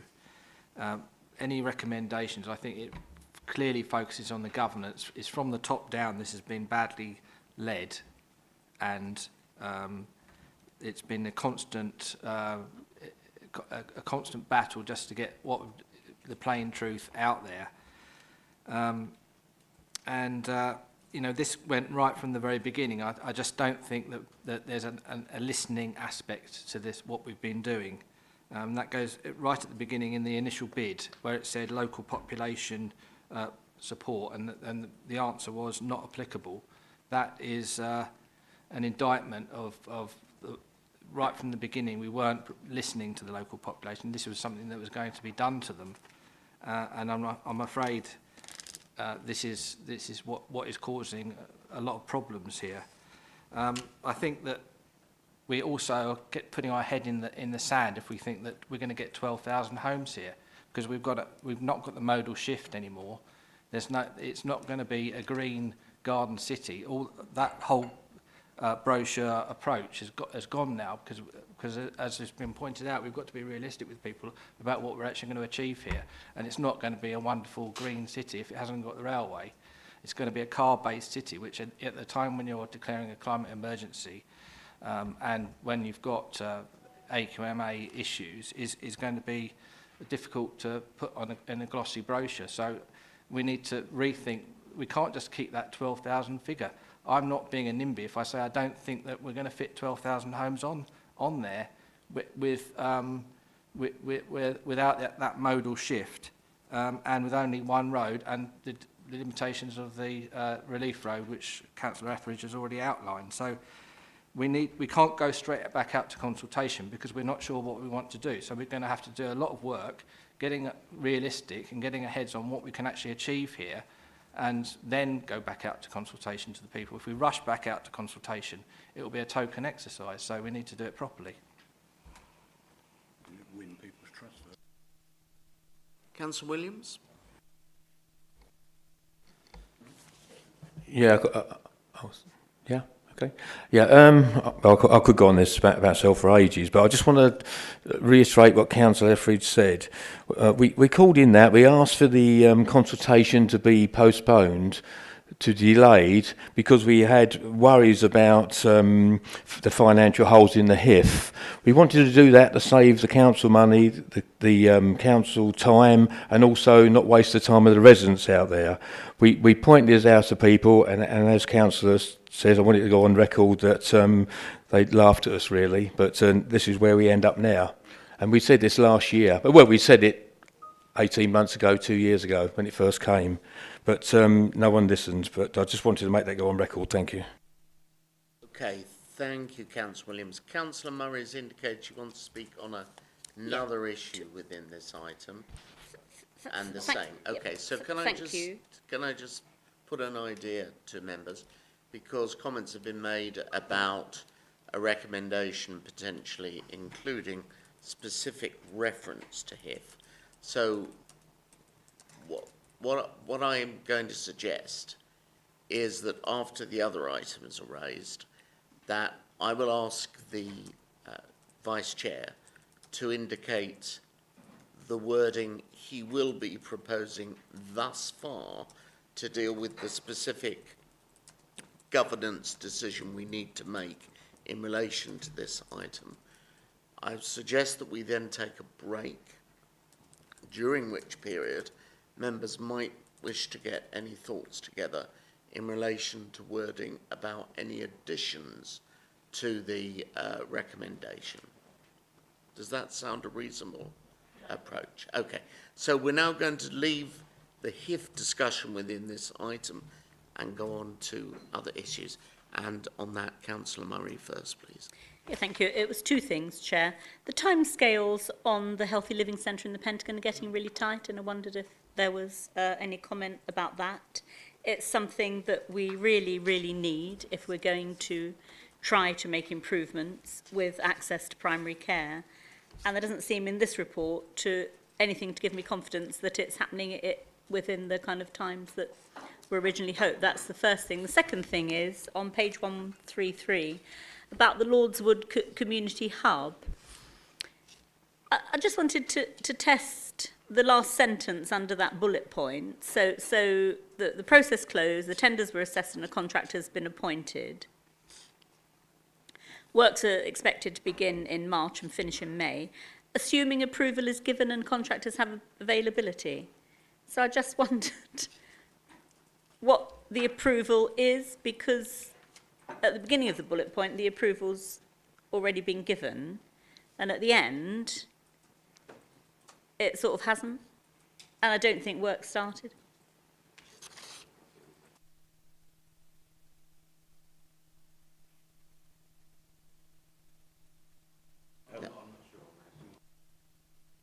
Okay, some research is being done, but Mr. Watts can deal with one aspect. Yes, sorry, thank you. Can I deal with the Healthy Living Centre timescales? Yeah, you're right, it is starting to feel a little bit squeaky, and really the timescales are being set by the NHS, so the funding is coming through the NHS. The conversations that I've been party to, the NHS are still supportive of doing this. They still want it to happen. I think in terms of their business case, they have to demonstrate that it represents good value from their point of view. So there's been some negotiations around the rent that they will pay. I mean, obviously, from the council's perspective, we want the Healthy Living Centre to happen. So those conversations, but it all feels very positive at that level. But if it starts to feel like we can't deliver it within the timescales, and that's a absolutely spot-on risk that you've raised there, we're relying on NHS colleagues at the ICB to go back to their kind of funders at NHS, or I think it's NHS Property Services, to confirm that the timescales can shift. So just so I'm clear, you're waiting for that to happen and get confirmation that it has. And has anything been done to try to get them to move quickly?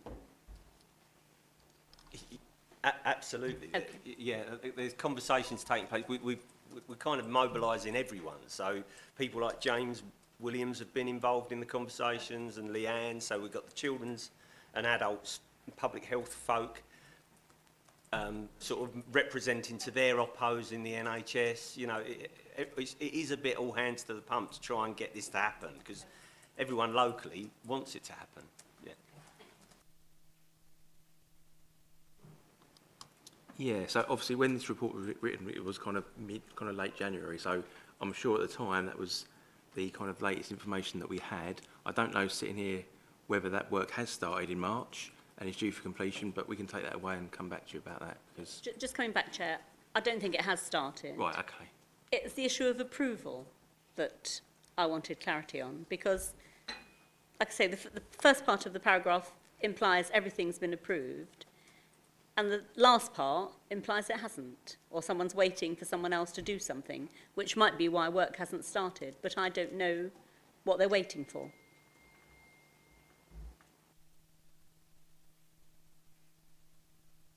Yeah, I think we're going to have to take it away and come back, but yeah. Thank you. Councillor Maple, please. Thank you very much, and thank you indeed, Phil, for the answer on Healthy Living Centre. That is a massive issue for Medway residents, but Chatham residents in particular. One is a parochial issue, which is around the Robin Place £40,000 that's left for snagging. I've had in the last 7 days quite a concerning email regarding this. Happy to take it offline, but I want to flag it up here. Obviously, we know that's a development which has been brought forward by both MHS and Top Hat, and the resident has concerns about the actions and reactions of both. So I'm concerned that that's saying that money will go back into the big capital pot when that's signed off. It shouldn't be signed off, but I say that's only come through in the last couple of days, and happy to have a conversation offline about that. The second one, accepting there may be a level of commercial confidentiality. Can you confirm how many people, how many organisations have actually signed a contract to become a tenant on Innovation Park Medway? Thank you.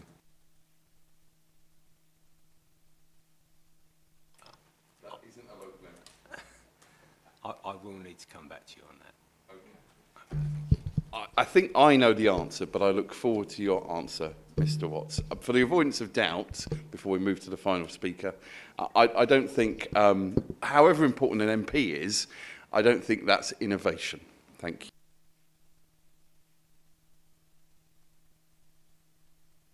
Thank you, Councillor Curry, please. Thank you very much, Chair. A couple of questions, nothing to do with and I was going to ask the IPM question, so that's been asked. One is in relation to splashes. The report on page 133 highlights splashes replacement scheme. Main contract works awarded, scheduled to start March 2023. Have they started, or is there further delay on the project in any way, shape or form at the moment, as they're due to have started? I think, in fairness, it's a similar response, though I think there was a bit of a typo in the one trees are raised, but at a point in time, that's the information we were given for the monitoring. Obviously, it goes through CMT and then Cabinet before it comes here. I'll have to go and check whether there's actually a spade in the ground. Okay, thank you. And the second question I've got is equally probably come back to me when you have the information. It's to do with the Brook Theatre, Future High Streets Fund, and the £6 million, I think it's from Levelling Up. Two different pots of money. Are they paying for the same work? It's just costing a lot of money, so you just combine the two pots of money to pay for the work, or is it two separate things? Because I think the criteria for both separate grants might be different, so I'm a little bit concerned about how that's been, and I appreciate that's probably, we'll get back to you on that one as well. Appreciate that. Is, yeah. Thank you very much. Thank you. So that was a question around that. And then the final point I wanted to make, and again, it's probably not to be answered. And I did ask this question, Councillor Etheridge will recall, at the Regen meeting of Sunny E, about the number of projects that are currently ongoing in all sorts of parts of the council hierarchy and the resourcing we have to cope with that volume of work. I am really, really concerned about this. So I think that's something just to flag up that it is a real concern. I think that the staff are being really, there's a real issue around resourcing and how we manage such a massive capital programme of work across the council with the limited resources in terms of staffing that we have. So I just wanted to flag that up. Thank you, Chair.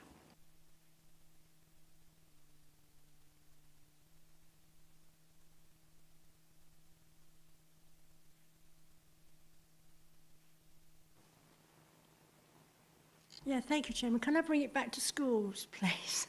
After all this talk of HIF and everything else, which is, really relevant and important. I too have concerns about the Section 106s because The question I want to ask is, in the event that we don't get that contribution, what happens then? The second question is, I noticed that some of our schools, brilliant though they are being built, have come across unusual things that have happened within the actual specification that they didn't know was going to happen. So consequently, there's been quite a few overspends that have been happening in the schools. And some of them are being funded from the Basic Needs Grant. And obviously that will have to be looked at, but it says here on the first one, the 100 of who, the funding gap in future years. Well, we're not clairvoyant. We don't know what the funding gap funding is going to be in future years, do we, for the Basic Needs Grant? And so it says that some will be funded from 23-24. So I have concerns that perhaps some of our schools are not going to get the funding that they need to complete the projects. There's one that hasn't even been started, which is the one at Strood Academy. And interestingly, I had a bit of casework just recently where one of my residents' children was pointed out to go to this new Strood, which hasn't even been built yet. So there seems to be a misconception out there that the building is there and already up and running, which it isn't. So I'd like to know about the Basic Needs Grant, please, and concerns about Section 106. Thank you. Councillor Cooper, anyone wish to remark on those comments? I will respond if that's okay. So there are, as you rightly point out, there's references in here to overspends on particular schemes, and we're talking about funding that from basic need allocations in future years. That's because, obviously, as a result of the inflationary pressures that are besetting every part of our capital programme, some of these schemes that were affordable are now becoming unaffordable. However, we've been made aware that we're going to get a basic need allocation for next year, 23-24. Now, these schemes don't get delivered in year. The schemes that are in our current programme will take time to actually be delivered.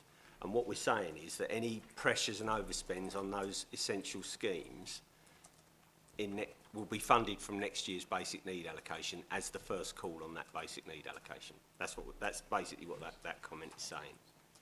Does that make sense? Yeah.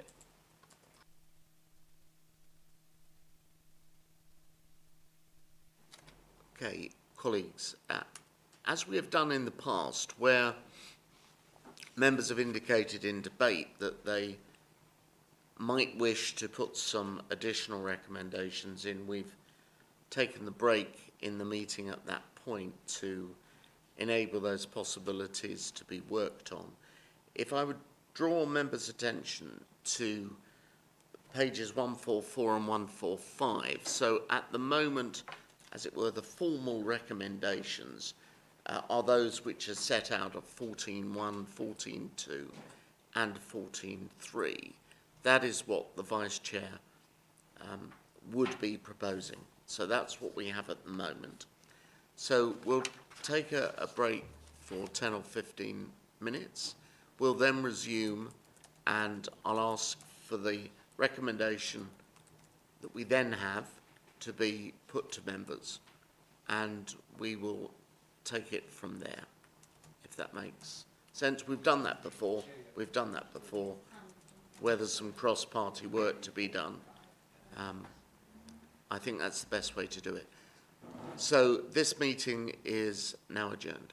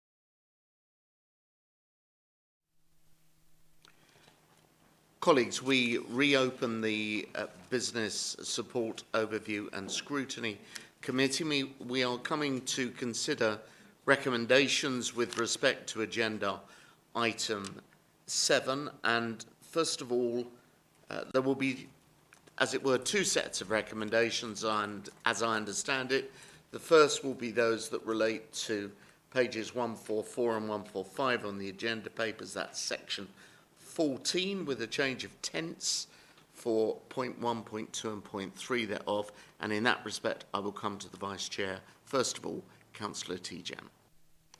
Thank you, Chair. I move the recommendation on page 144 and 145. I move that the committee has noted 14.1, 14.2 and 14.3. Thank you. Before I ask that to be seconded, I'm aware we have some additional recommendations being proposed. I defer to Councillor Curry for that. Thank you, Chair. And my proposal is a 14.4 on the following, with the following wording, subject to possible comments from colleagues. In light of the decision to pause the rail element of the HIF scheme and concerns over the Grampian agreement that is currently in place, for the housing developments, can we have clarity on the following? Firstly, a breakdown of the money spent so far in the region of £20 million and how that's been spent. A refreshed governance structure for the process going forwards in how the how the HIF process goes forward, especially including key community groups such as the local councillors, parish councillors, etc. The need to revisit the consultation process within the light of surveys that have been conducted being made available in the public domain, so that all evidence that has currently been accumulated is available as part of that public consultation. And then finally, a conversation needed with Homes England over the timescales and timetable for the completion of the HIF funding process, because 2025 is probably no longer viable. Possibly the wording might be that the committee seeks those points. Let me check with Terry if broadly she is happy. The wording's coming to you. Yeah. Are there any sort of constitutional comments any officers want to make on that second group? Yeah.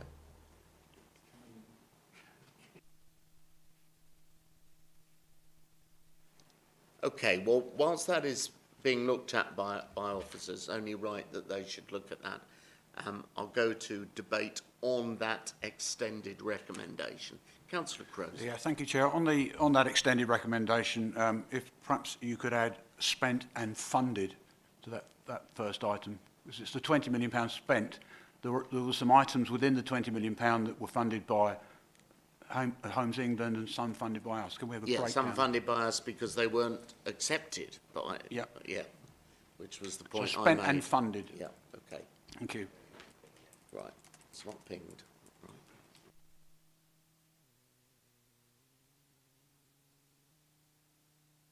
Yes, Councillor Maple. I think I know I made kind of, dare I say it, flippant remarks earlier on, but I think we need to be, it's who we're sending this to. So I think all of this is sent to the HIF board, and all of this is sent to the cabinet. Sorry, all of this is sent to the cabinet. All of this minus the governance structure, because the HIF board is the governance structure, goes to the HIF board, and I'm sure that can be made clear.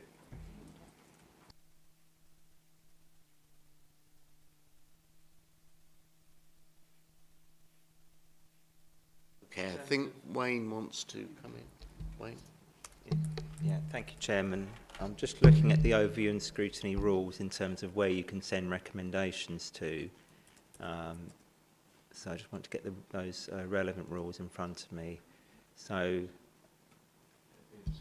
you can send recommendations, obviously, to council and or the leader and cabinet. So I'm not sure you're able to send recommendations directly to the HIF board, but you can certainly send them to, obviously, the Cabinet in terms of just looking at those ONS rules in front of me.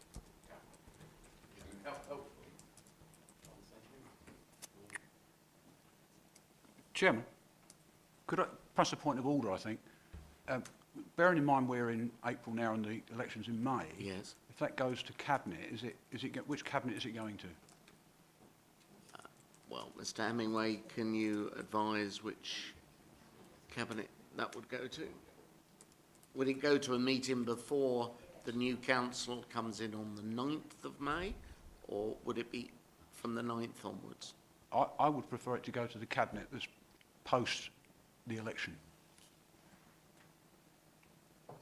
Thank you, Chairman. So, again, I'm just looking in a couple of places. So, referring to the Constitution, which is the Leader and Cabinet rules. And in terms of setting the agenda, the Head of Paid Service will make sure that an item is placed on the agenda of the next Cabinet meeting where an ONS committee, in respect to that matter, has resolved that an item be considered by the Cabinet. I would point out, obviously, the agenda for the 4th of April has been published, so this would be in the hands of the Cabinet anyway, with regards to accepting that as an urgent matter. Yep. I would suggest, although this is an important matter, not wanting to sound like well-known police forces, this isn't an urgent matter. So I would agree that I think because Cabinet has already got its agenda dispatched, that actually it will be probably the first week of June, I think, is the first scheduled Cabinet for whoever is lucky enough to be there. So does this committee, on that constitutional point, need to make clear it is not seeking Cabinet to treat this as an urgent matter? To clarify, does that help? Yeah. Okay. Fine. So, Mr. Watts, have you had a chance to look at the wording? Oh.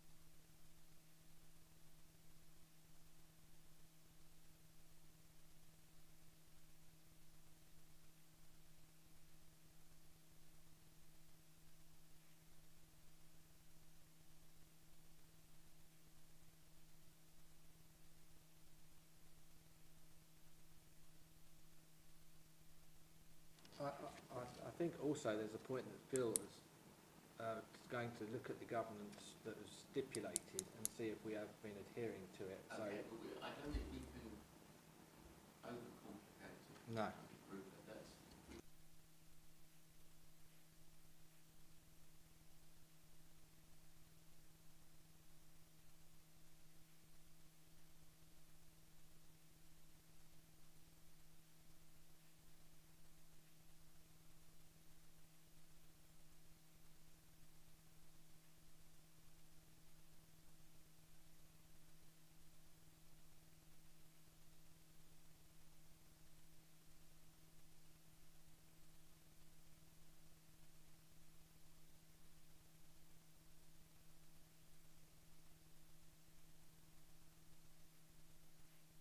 It probably is helpful if we just tidy it up slightly and just split it into 2 recommendations so that we've got one for officers and then one for Cabinet, if that's okay. Can you do that now? So I think, yeah, so in terms of the first bullet point, which is the breakdown of the 20 million, that's an officer thing. Commitment to revisiting the consultation process if changes are proposed, Cabinet. A refreshed governance structure for the project going forward, Cabinet. record of the conversation agreements with Homes England and a new timetable for completion by 2025. It's probably a mix of both, actually, because the record is going to be... Well, I think, this falls into kind of freedom of information type request, isn't it? So I would say it's officers to determine. Yeah, okay. So officers, and then results of the transport assessment and environment surveys related to the project be placed in the public domain and determined. So that's an officer thing as well. So I think it's officer, cabinet, officer. That makes sense. Okay, fine. And then I can split them up into two in the minutes. To keep some order to this, first of all, Councillor Tijan,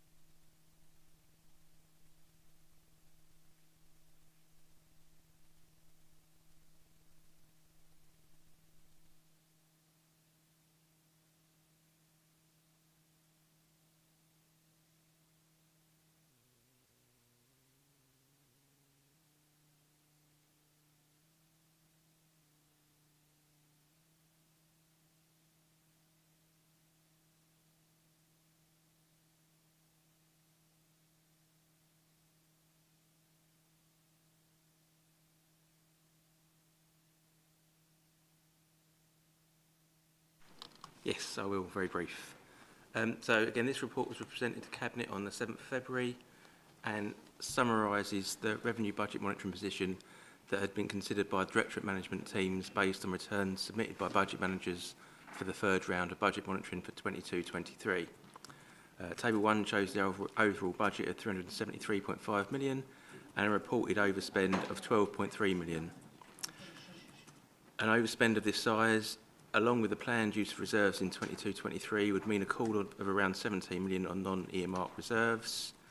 The greatest areas of pressure continue to be in Children and Adults Directorate, with significant pressure on adult social care and children's social care budgets, both largely related to cost and volume replacements, and there are also pressures on additional pressures on SEND transport. These overspends are partially offset by an underspend of £6.8 million on the interest and financing budget. That's probably where I'll leave the introduction and take some comments. Questions? Thank you, David, very much indeed. Councillor Maple first, please.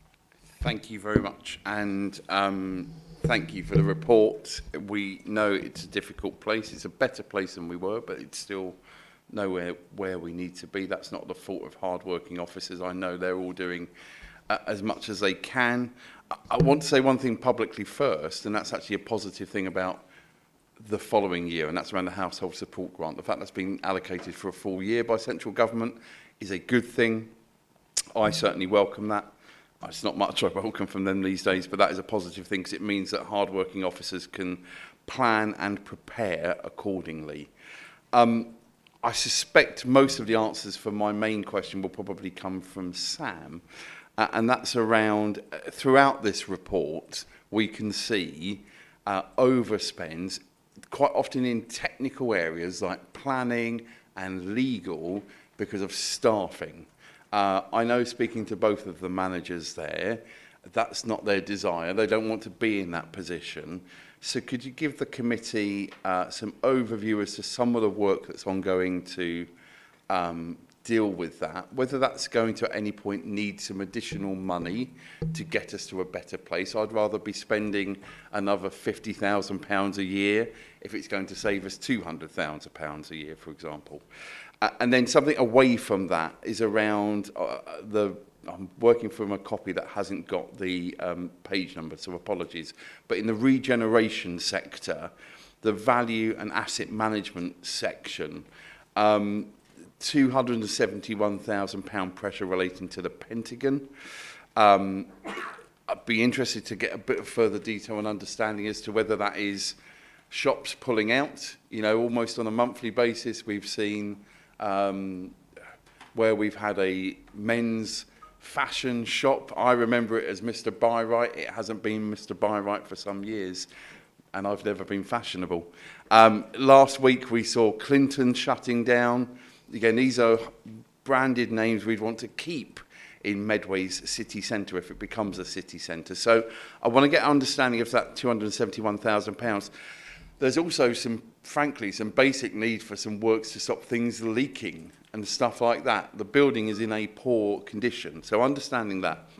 And then alongside that, the 404,000 underspend from additional income with respect to commercial property rentals and other property transactions.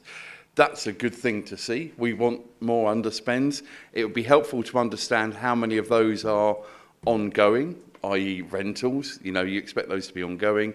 And how many of those perhaps might be one-off, so property transactions, i.e. selling something, depending on the type and nature of the funding that comes from that. So appreciate you may not have all of that detail tonight, but some headlines on that. But my main question, I think, is for Sam, is to how do we deal with the crisis in recruitment and retention in some of our key parts of the council? Thank you.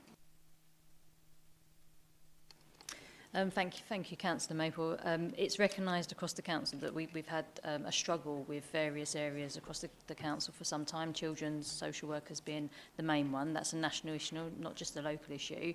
But further analysis of our data has shown that we do have some local issues around our comparative of pay against those around us. So for the last probably 8 months now, we've been working on a pilot, which is a review of our current pay approach. The pilot looked at 10% of the organisation. The 10% was selected based on the recruitment and retention challenges that we're experiencing, and that also formed part of some of the areas where we've got high locum cost. Therefore, we're not attracting and paying the right salaries. Part of the review has been looking at career professional frameworks. We've brought on an external benchmarking system, so we're not just benchmarking against ourselves, but we're benchmarking against private as well as public sector. We position ourselves within the medium quartile, so that we know that we're marketing our salaries at the right area. And as part of the MedPay review, which we're calling it, that the 10% has gone through, we've been looking at all of those career families, those career pathways, and ensuring that what we're offering is something that's going to ensure that we can retain people, because we're paying the right salaries, but also attract people. Now, in some areas, the business case will be different. So, for example, legal are part of the 10%, as you would expect them to be. Part of their business case around affordability is reducing locum cost, because we have high locums in there. Another area whereby we're doing further work is in planning. So planning is another area where we know that we've got to increase costs, and that's not necessarily down to locum costs, it's down to us paying a reasonable salary to attract and retain the right people. So what we're looking at now is a restructure across the planning division. So each area now is under, I suppose, a microscope against the profession that it's working within. The MedPay scheme that we're reviewing will ensure that what we're able to do is match the market for a market allowance. So we do have something in place already called a market premium. It's not necessarily based on anything other than somebody being a flight risk. The market allowance will be used much more proactively to ensure that we're able to adjust our salaries to that of the market, rather than be fixated on the ranges that we've currently got. The other thing that the pay review will do will ensure that there's adequate movement through the band based on the skills that people are bringing to the organisation. So at the moment, within the current scheme, you can very rarely get off the bottom of the band, and that creates inconsistencies in pay because people will say they're going to other jobs that have more in there. What this scheme will do is, rather than have an annual uplift automatically, we'll allow people to come to the table with the skills that they're developing and the necessary qualifications to enhance their ability here to progress through their grades. So we're trialling a number of different approaches. It is in response to our recruitment and retention issues that we've got. We've got further issues that are not just on the profession, so we know at the bottom of the grades we've got some crunching because of the cost and rise of national living and what that's done to the bands in terms of squeezing up in the bottom, so we're looking at some additional inputs within the ranges that we've got. So what did start, if you like, as a bit of a MedPay review and one that we thought was quite simple has turned into a complete workforce redesign. And I think, you know, we're in a situation now where we need to speed that up. So we had a programme in place that would look at a 3-year window. We said we'd do the 10% in the first window, we'd do a bulk of the main organisation in the second window, and that at the end. And we've recognised as a council our retention is really high. We're averaging 5% per quarter. We expect that to go up this year in light of everything that's going on around us and how we compare. And we'll be having some discussions at corporate management team around how we can invest in the resource to speed this review up so we can retain people people for longer. Lots of communications across the organisation. I think, you know, for us as officers, the main thing we've got to do is give people hope and give people, you know, the chance to have their voice around how this programme's panning out. And we were really clear we wanted to do this as a 10% pilot so that people could input and do, and it wasn't necessarily us doing it to them. It's got to work, it's got to retain people, and it's got to be something people are happy with. And we're just concluding the 10% as we speak, and a paper will be going to EMC in June. Just, I mean, that's a really helpful overview, and I think most people around this table would welcome some of that stuff. Certainly colleagues on this side have had concerns around various aspects of how MedPay would impact on the organisation. I think we're seeing that come forward. I would perhaps suggest as a recommendation that certainly this committee, obviously the employment matters, will look carefully and with a forensic eye on that. From a budget perspective, I think we need to be seeing that as well here, so perhaps the Vice Chair can pick that up in his recommendations, that we would have sight of that at the relevant following Business Support Committee, again, recognising this report and that report's timings may not work. So whatever is constitutionally most tidy to make sure we see that information. That sounds like it's going to move us, hopefully, to a place where we're in a better place for some of those key areas.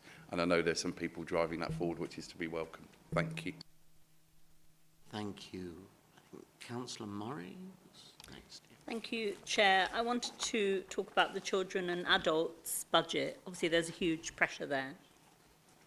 And I wanted to say in particular that notwithstanding the plans in place, for me, it isn't possible to keep trying to raid the budget down by asking for savings in the context of those massive locality services, high placement costs. Unless and until there's some investment to make up the shortfall so that people can be placed locally, that isn't going to change. So keep sort of describing the stasis and then saying we're looking for this many savings, unless that investment goes in. It just isn't going to work, and I don't think it's fair on the Directorate, who have got higher than expected demand for all sorts of reasons, some of them related to the cost of living because there's been a shrinking of the private sector, putting more pressure onto the council. The Better Care Fund forecast seems to me to be all over the place, and it isn't really stable, and I don't think I still know how much it actually is, so there's guesswork involved in there. And then within children's services, those variances have been created by the need to get out of being inadequate and remain at a level where we can expect to move away from requires improvement. So, I'm not saying there are not solutions within the directorates. Actually, I think there are. I think there's a lot of innovative work and determination by the staff to make things better and work in new ways. But if they've always got a sort of Damoclean sword over their head about making savings and the investment in the things that they need isn't there, it's just paperwork. It's not going to happen because all of the work that they're doing covers our statutory responsibilities. So, it's a plea from me to stop asking them to make savings and think about how we're going to move to an investment strategy. In adult social care, they've got the CQC coming down the track. I know that £50,000 has been allocated for improvement, but really, improvement ought to be an integral part of the work that we're doing all the time, not a budget that you allocate when you think someone's going to come and make a judgment about you. Because, there's nothing more transparent to an inspection regime than a sort of sticking plaster approach to putting something into place. It doesn't work. So, obviously I haven't got a magic answer to this situation, but I think the long, difficult answer is that we've got to invest in local facilities in order to get those costs down. And not keep nibbling around the edges, asking for 400,000 here, 500, a million there.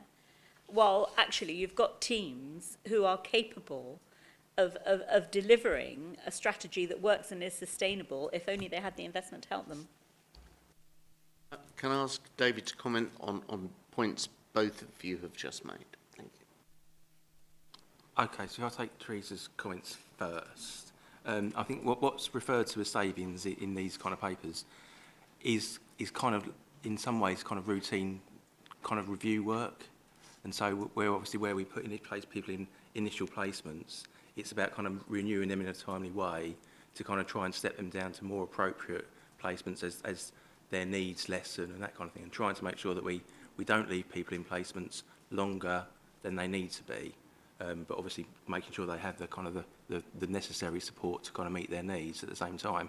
So I think some of these things are kind of badged as savings, but actually in lots of ways it is kind of business as usual kind of review work that we're talking about, and obviously that is dependent on resource, and you could argue that actually if you had a lot more resource you could do more of that work, and so kind of deliver more improvements for people at a better cost for the council. So I think there is something in that.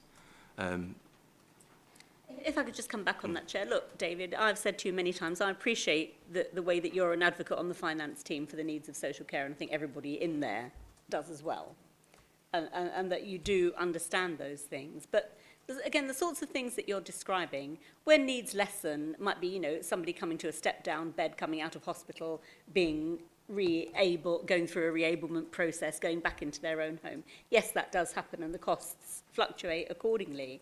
But as I've heard Phil describe many times before, saying the eye-watering costs of these placements, you know, and some of them are huge, and they don't tend to go down. In fact, if anything, they go up, because there are people within the children's services who be coming into adult services with very profound needs, and they'll need the same sort of care, albeit in a different setting.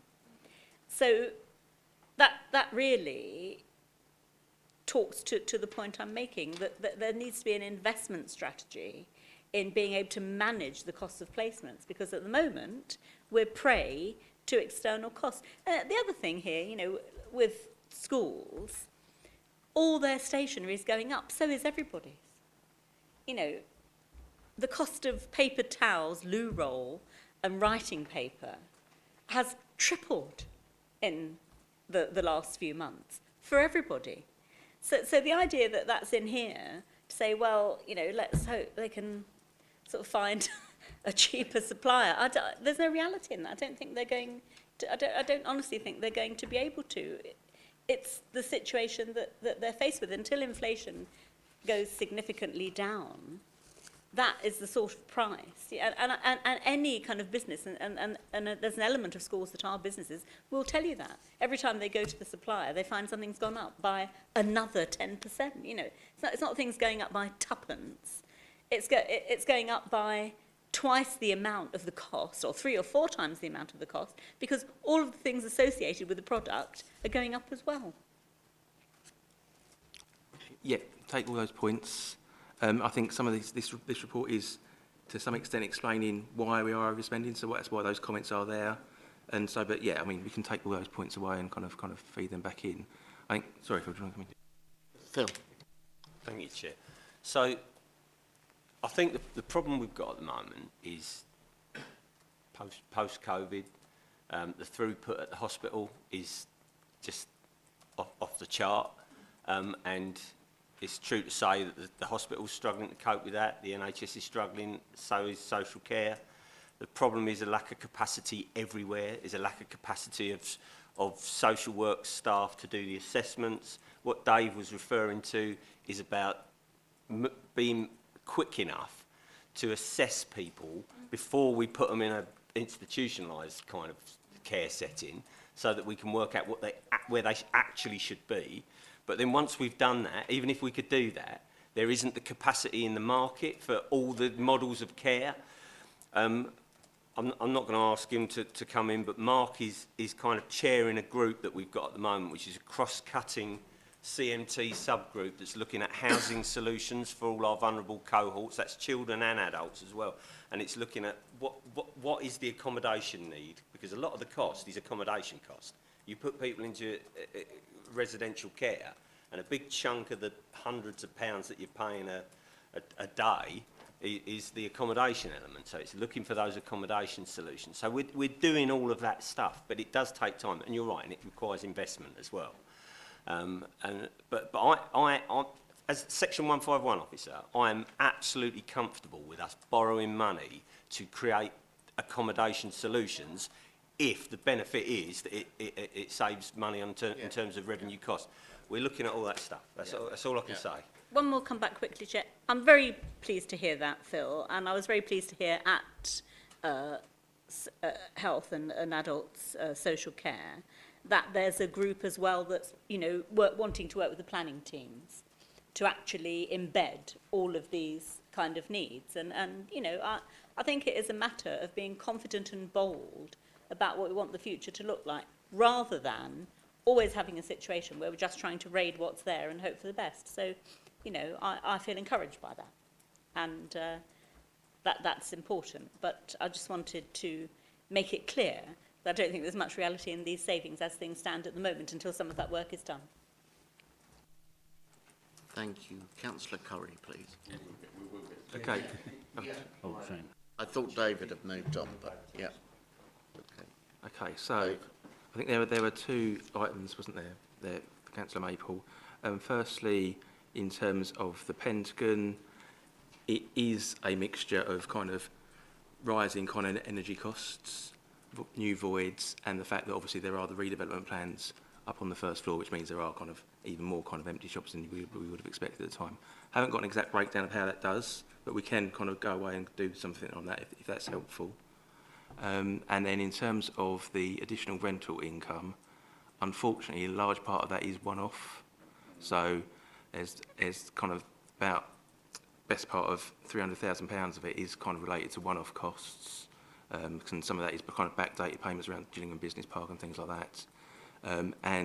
But there is about £115,000 of new commercial kind of property rental payments, which I think we've probably factored into next year's budget in any case, or in that kind of thing, those kind of things. But yeah. That's really helpful, and it would welcome that additional information. What would be interesting in particular, because in at least two examples, these are not national. You know, when national businesses go down or make dramatic cuts, Medway's part of that because we're part of the country. In at least two of the examples in the Pentagon, these are absolutely not national changes. These are very much local changes. So I do wonder whether we almost have an exit interview type process. When someone hands back the keys, are we saying, why are you going? In the nicest possible way. Does that happen at the moment? And if it doesn't, can we ask Alandi or Workman or whoever to start doing that? Because actually that income goes back to the conversations we had down the road at St George's Centre. We're not in the Pentagon Centre to run a shopping centre. It was always about the strategic placement. That's why we supported it, because we're not in the business of running shopping centres. However, we can't be losing money, and losing money includes not making the targets we set ourselves. So I would be interested, because again, if all of those people are going, actually the reason we're leaving is because you've had to put up a Section 60 because of antisocial behaviour and we don't want our staff working here, I hope that's never the answer, but it might be at the moment. We just simply don't know, I don't think. So it would be helpful to start that conversation happening if it's not already. Thank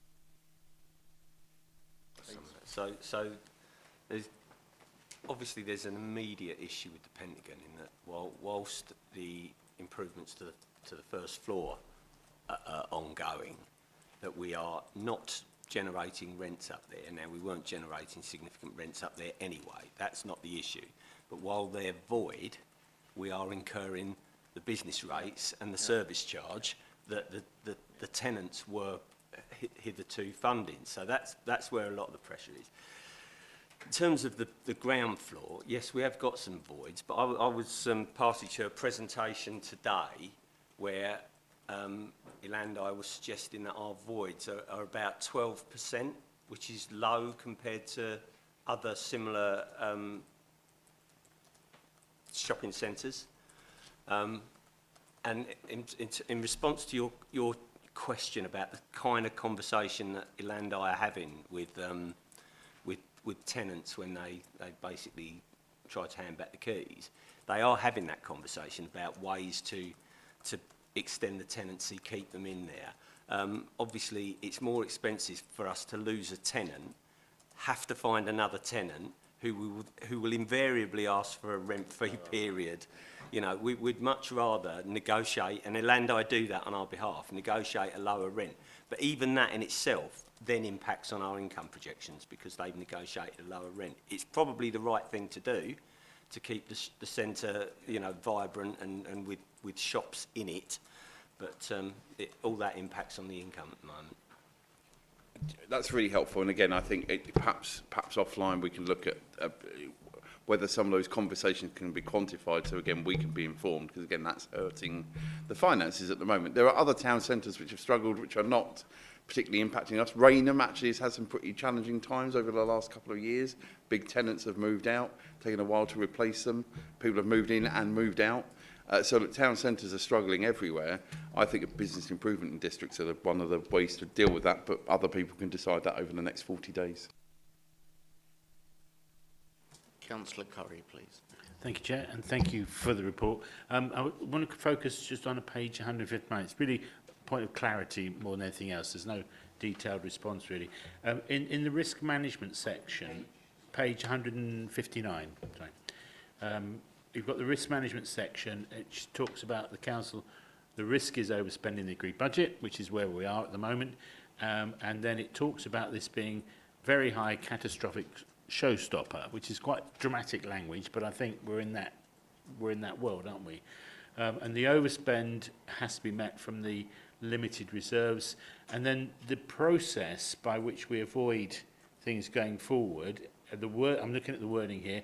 It says the monitoring process is designed to identify and facilitate management action. Now, presumably, Sam, your report there that you gave just now is that management process by which we're going to be mitigating this going forward. Is that how I'm reading it? Am I correct? The summary that you gave just now to Councillor Maple's question, where it says the management action to mitigate risk of overspending, is that the process that we're into now? Yeah, sure. So Sam was talking specifically about the risks around staff budgets. Yeah. So, you know, one issue we've got there is that because we can't retain staff, and I'm repeating a little bit of basically what Sam was talking about, but because we can't retain staff, it's costing us a significant amount of money in terms of locum and interims because the job still needs to be done. If we go through the Medpay process, review of Medpay, and we are paying people appropriately and getting the structures right and what have you, then you'll employ people on substantive posts and you won't need to incur all that cost. So yes, that is part of the mitigation. Yeah, okay. But there's a whole raft of other management action as well, in across all service areas that we need to consider to bring down the cost. So the stuff that Dave talked about and that I talked about in terms of creating that capacity to deal with social care clients in a more timely way so that they're going in the appropriate place. All of that is part of the basket of management action that we're referring to there. Thank you. That's really helpful. I'm just wondering whether or not that those actions are clearly identified as a solution to our problem, or part of the solution anyway. This committee needs to see how that progresses. I think I'm getting to the point there. Over the coming year, how is it doing? Is it working? Where is it not? What's going on, if you like, to give us a chance to have a look at it. I think that's one point. And then my other point, just if I may, is on part 11, where the financial implications. You've got here that there's an overspend of £12.3 million, the approved budget of 4.85 from general reserves to cover that. So are we borrowing another £8 million from reserves to cover the costs? I'm just showing my ignorance of how this is managed, but is that what's happening? No, it's worse than that. Okay. So the budget that we agreed was underpinned. So the budget that we agreed in for 22-23 was underpinned by £4.8 million of reserve. So we'd already committed that, and if we stay within budget this year, we're still using £4.8 million of reserves. But the overspend is then a further call on reserves. That's clear. Thank you. Okay. Yeah, it's not the right answer, not the answer you wanted to hear probably, but Okay. That's why we're A1. Thank you, Councillor Tijan. Thank you, Chair. I just want to come to page 155 with regards to the savings from bus service and the reductions in journeys. And I wonder if you could elaborate a little bit how you arrived at these savings, how would they arrive, how many service has been cut, and what do you think the impact is on our residents who use our bus service?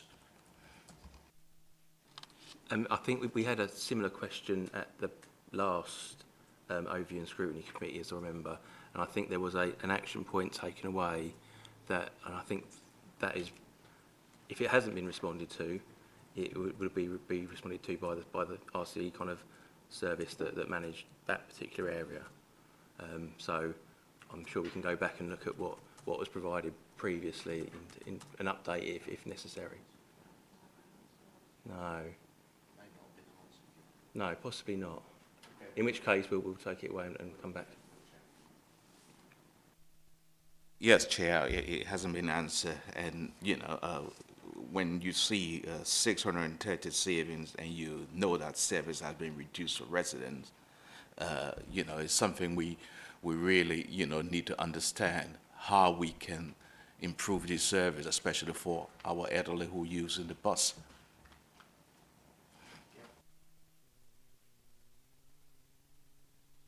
We have one more speaker, Councillor Croser. Thank you. Yeah, thank you, Chair. Could you just outline to me where the revenue is for the moving traffic offences that the leader spoke about in the savings for the revenue at the last council meeting, or at the council meeting where we did the budget? There was an extra income he was talking about that was going to come into Is that the moving traffic offences, I believe. That's the, I don't see that. the I don't see boxes, that isn't it? But that will be for next year's budget. Yes, I realise that. I Yeah. just wanted to see what was the income for this year. What was the spend this year? Well, we've only started the process of applying for dispensation to implement this as It's a the project. yellow box scheme. Right. Okay. So this is a new power that was given to local authorities. I mean, London authorities have had the power for a long time to enforce moving traffic offences in box junctions and at no right turns and all of those kind of things. The legislation's recently been agreed to allow all local authorities to implement it, but we have to apply for dispensation to do so. I understand what you're saying. So the increase in the amount of revenue that was going to come from that, where was the kind of forecast for what was going to? Why was the increase put on that? Because we have no knowledge of what that where did the knowledge come from to make that the basis of that? I think the service employed some consultants to look at history, experience, probably from London. I think there's other parts of the country that do have it. I think Wales. Is it Wales? Oh, Brighton can do it. Brighton. And then, based on our traffic flows in Medway, made some estimates. But, I mean, I don't know the detail of that and how those calculations were made. Okay. Probably a question for Ruth and her team. Thank you. I did ask, because all of the box junctions need repainting. The one nearest to Chatham station is so faint, you wouldn't even know it's a box junction.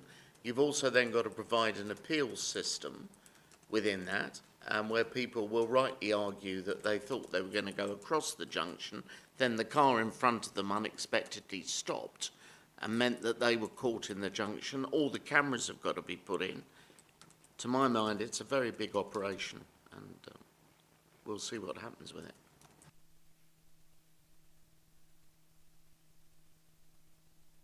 Now, colleagues indicated that in terms of recommendations, there was something else you might wish to add to what is proposed in the paper. So an additional recommendation, I think one additional recommendation that this committee receives, I'm happy for Democratic Services officers and colleagues to make this constitutionally accurate, but I think we will receive alongside this report rather than, because this is obviously a constitutional report that we receive on a quarterly basis, the updates which are going to Employment Matters Committee on the ongoing work to reduce the number of consultants and locums, which I think is, from my perspective, the key element of this.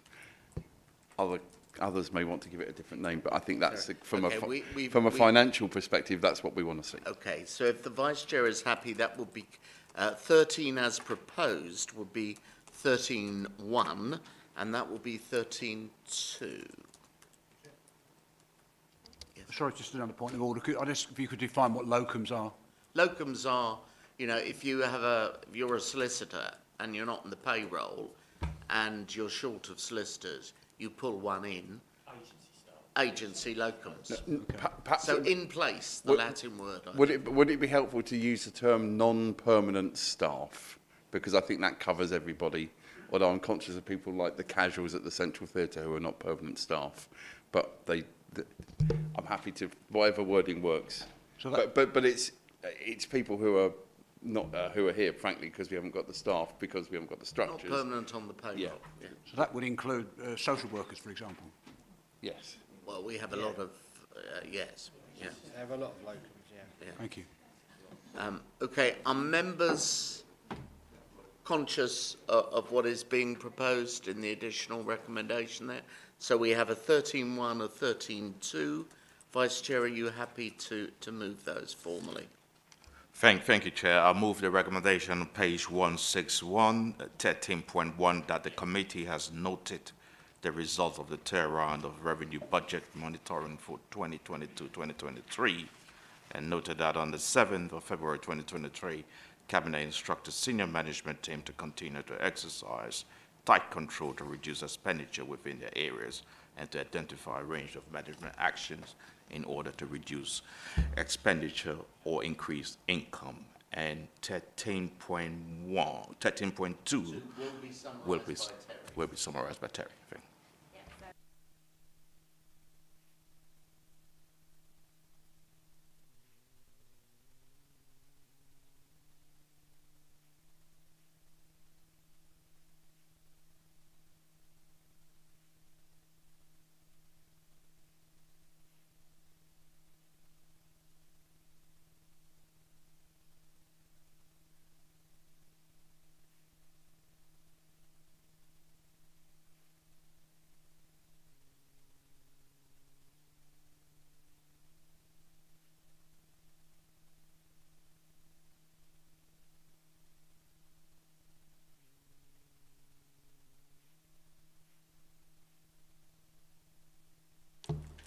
Wayne's going to lead us into item 9, which is, as required, the annual review of our petitioning scheme.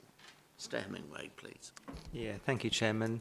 Nothing really to add to the report, so happy to take any questions. Thank you. Any questions? Councillor Maple.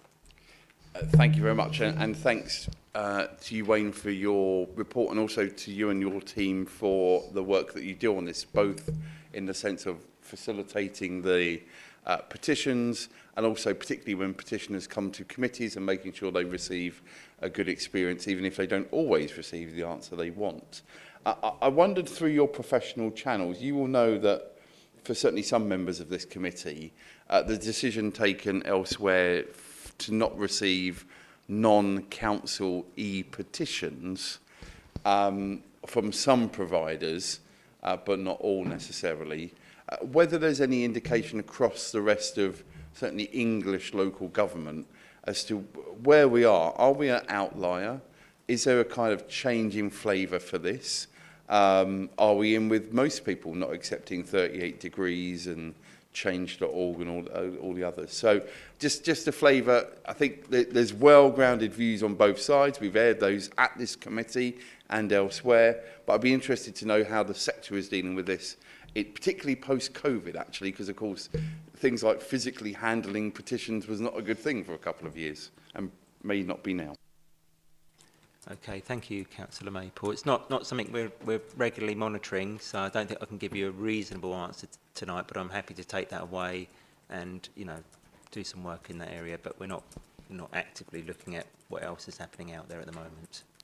Just to come back, I think it would be helpful specifically to look at unitaries, because I think quite often, if you think about the petitions, we do receive the full range, and I know colleagues in particular are very quick to remind residents, potentially where it's planning matters, that there are other processes for that. So a quick call around some of those other councillors would be really helpful, just to understand where we are. Thank you very much. Okay, Councillor Cooper, please. Yeah, thank you, Chairman. I couldn't let this committee go and these petitions go without saying a particular thank you to Councillor Johnson because of the terrific, and the Labour group, the terrific work that we did with regarding the free school meals. We had a very heightened discussion about this at the Scrutiny Committee, and I note that it has been written here that lessons have been learned, because lessons did need to be learned because of the fact that there are some children who were not receiving the vouchers, and it was something that we really fought for and got the recognition of. So I would like to make a personal thank you to Councillor Johnson, who is not here, who was the instigator of the petition, and I hope that lessons will be learned and we don't have to in the future, but I won't be there, go through anything quite like that again, because it was something that we really felt strongly about as a Labour group, and I'm glad that we got the outcome that we wanted. Thank you. Fine, I'll come to the Vice Chair, please. Thank you, Chair. I move the recommendation on page 165, 6.1, that the committee has noted the 2022 annual review of the council petition scheme. Thank you. Is there a second? Councillor Clark. Those in favour of that, please.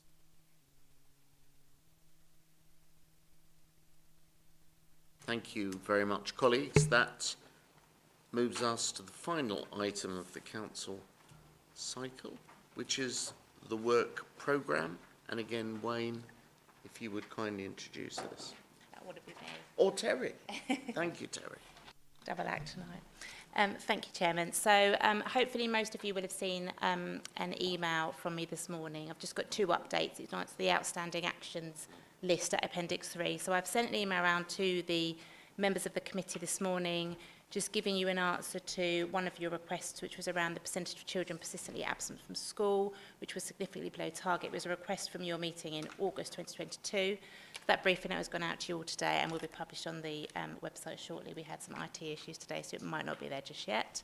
And then the one immediately above that, which is about breastfeeding initiation being significantly below target. Again, I've got a bit of an update from Scott. If you'll bear with me for a couple of minutes, I'll just read that out to you. So breastfeeding initiation represents a baby's first feed being breast milk. The pandemic had a detrimental impact on national and local initiation levels, which pre-pandemic were consistently above 70%. Since 2021, there's been a decline with large variation between quarters, which is down to many societal, environmental and workforce factors.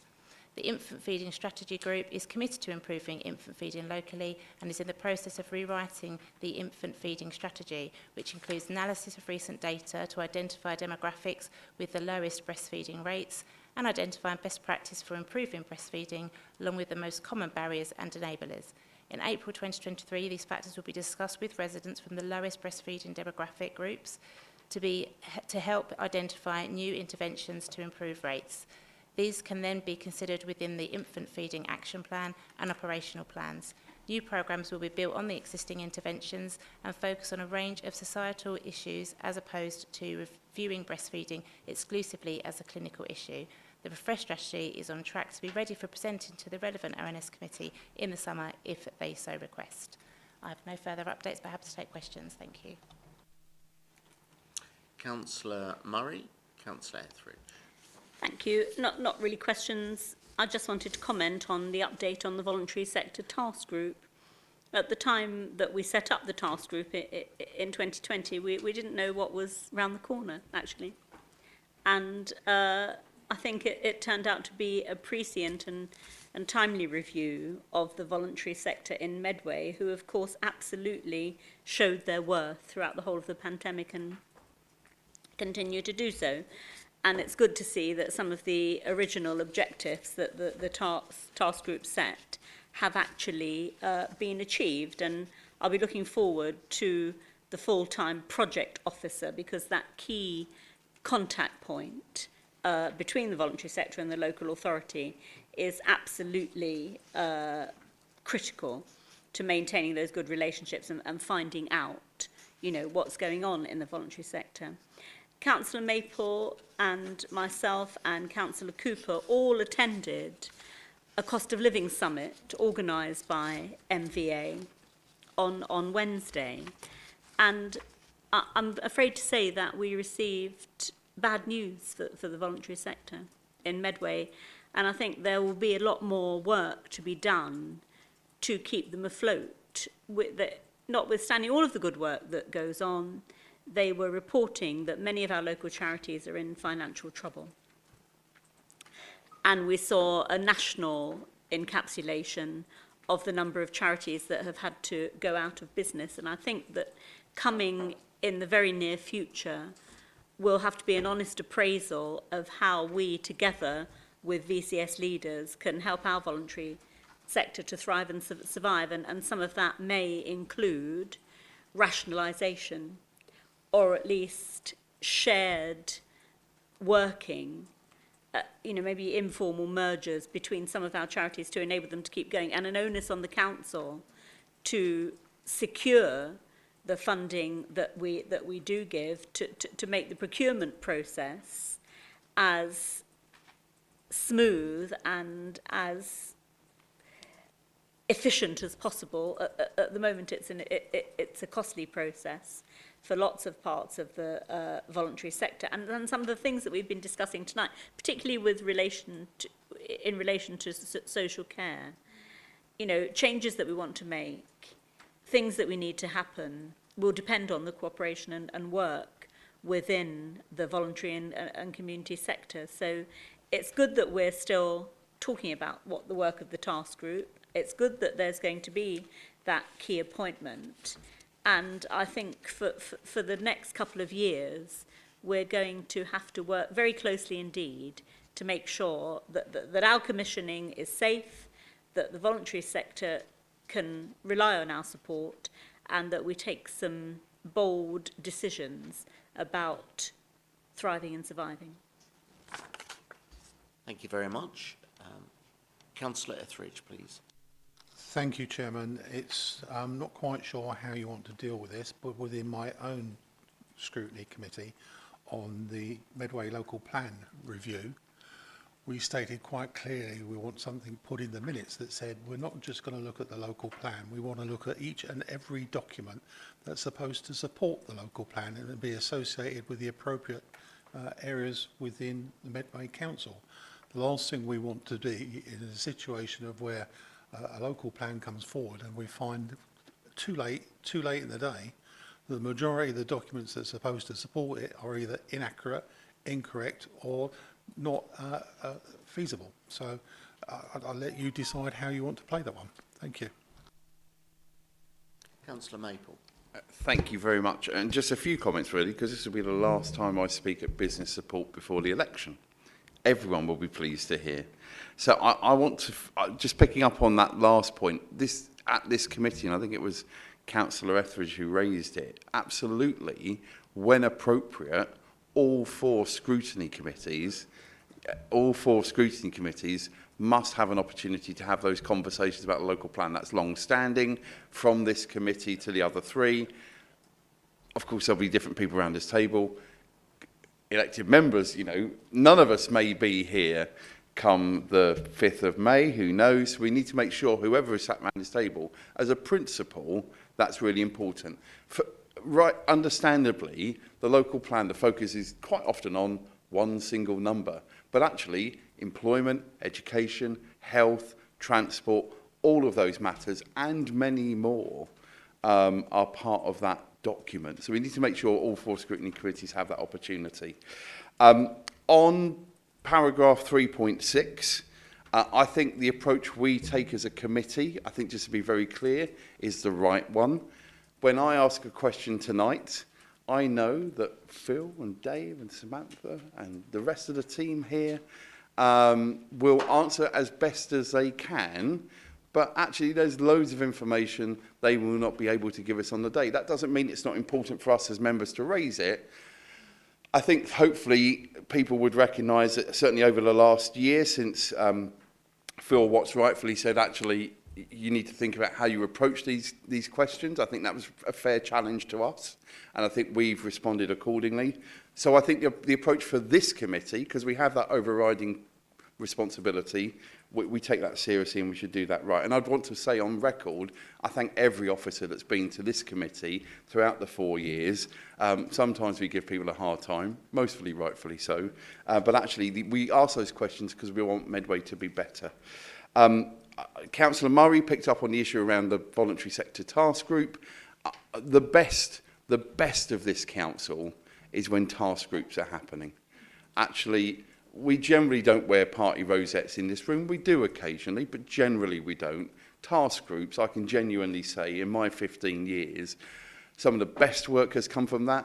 We've changed national legislation as a result of task groups in Medway. We should be collectively proud of that. And again, that means particularly the support of Democratic Services officers who do an amazing job to make sometimes what we say, what sounds quite nonsense, look like a credible document. I want to thank members of this committee on all sides. I want to thank in particular yourself and Habib as Vice Chair. I think our pre-agenda meetings have helped these meetings run smoothly. The final point I want to put on the record is this: in a similar way with the issues around making sure all 4 scrutiny committees look at the local plan, because there will be new councillors here, they may not necessarily know the history of Medway Commercial Group. So I want to just very clearly put on the record for these minutes why that seemingly vague agenda item is on there. There continues to be an ongoing police investigation. So that will very much limit what I will say tonight into the issues and situations of Medway Commercial Group, which of course we now all know as Kindy. The police investigation continues.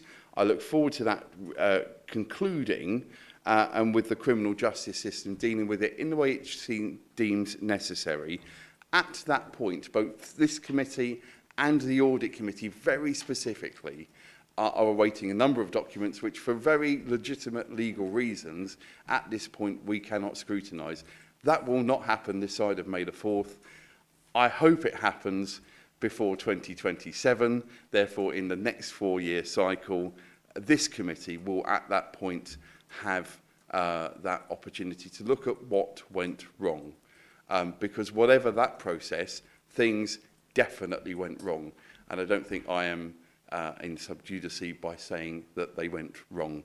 In fact, the leader of the council was on the record to say things should have been dealt differently. He's also on the record saying Medway Commercial Group could have run everything apart from social services. He was wrong then and he's wrong now. So that this committee must see that report at the earliest opportunity, because we have a specific role to do which is different to the police and indeed which is different to the audit committee. On that, I thank you for your chairmanship. I thank you for your international supply of chocolate. Long may that continue. I have nothing else to say. Thank you. Colleagues, thank you. Thank you, Councillor Maple. I'll come back to your words if I may.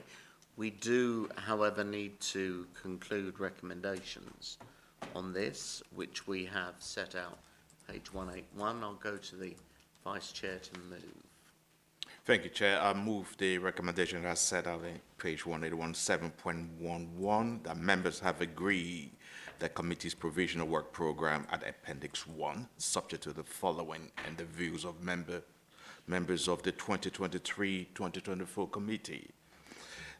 The attendance of portfolio holder to be provisionally scheduled for meetings of 26th of October, 30th of November, 1st of February, and 4th of April, subject to the availability and the number of other items scheduled for those meetings, with the portfolio holder for resources being invited to attend the 4th of April 2024 meeting after the Council's budget for 2024-2025 has been set. The deletion of the item on complaints handling from the date to be determined section. Members have noted the work programs of the other overview and scrutiny committees at Appendix 2, and members have noted and commented on the review of the committee's work from 2019 to 2023, summarized at Appendix 3. Is that moved?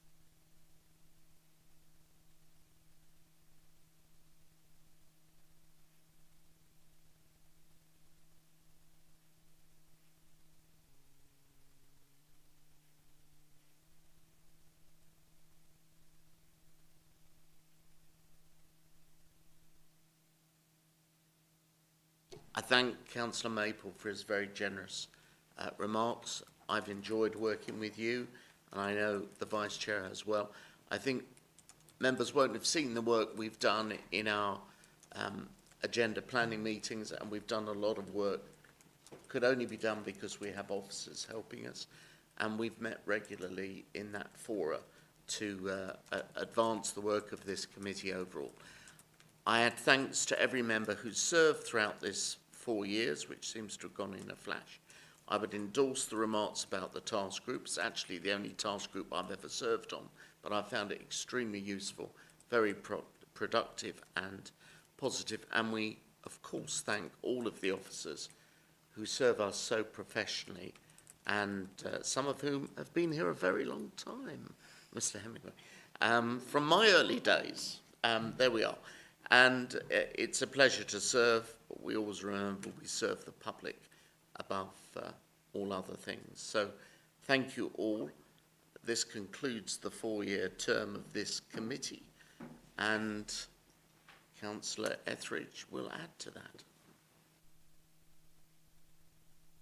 Thank you, Chairman. I think we also owe a vote of thanks to the leader of this council and its cabinet by putting something into the public domain that allowed 3 political parties to come together tonight to make a favourable and cohesive recommendation. Thank you.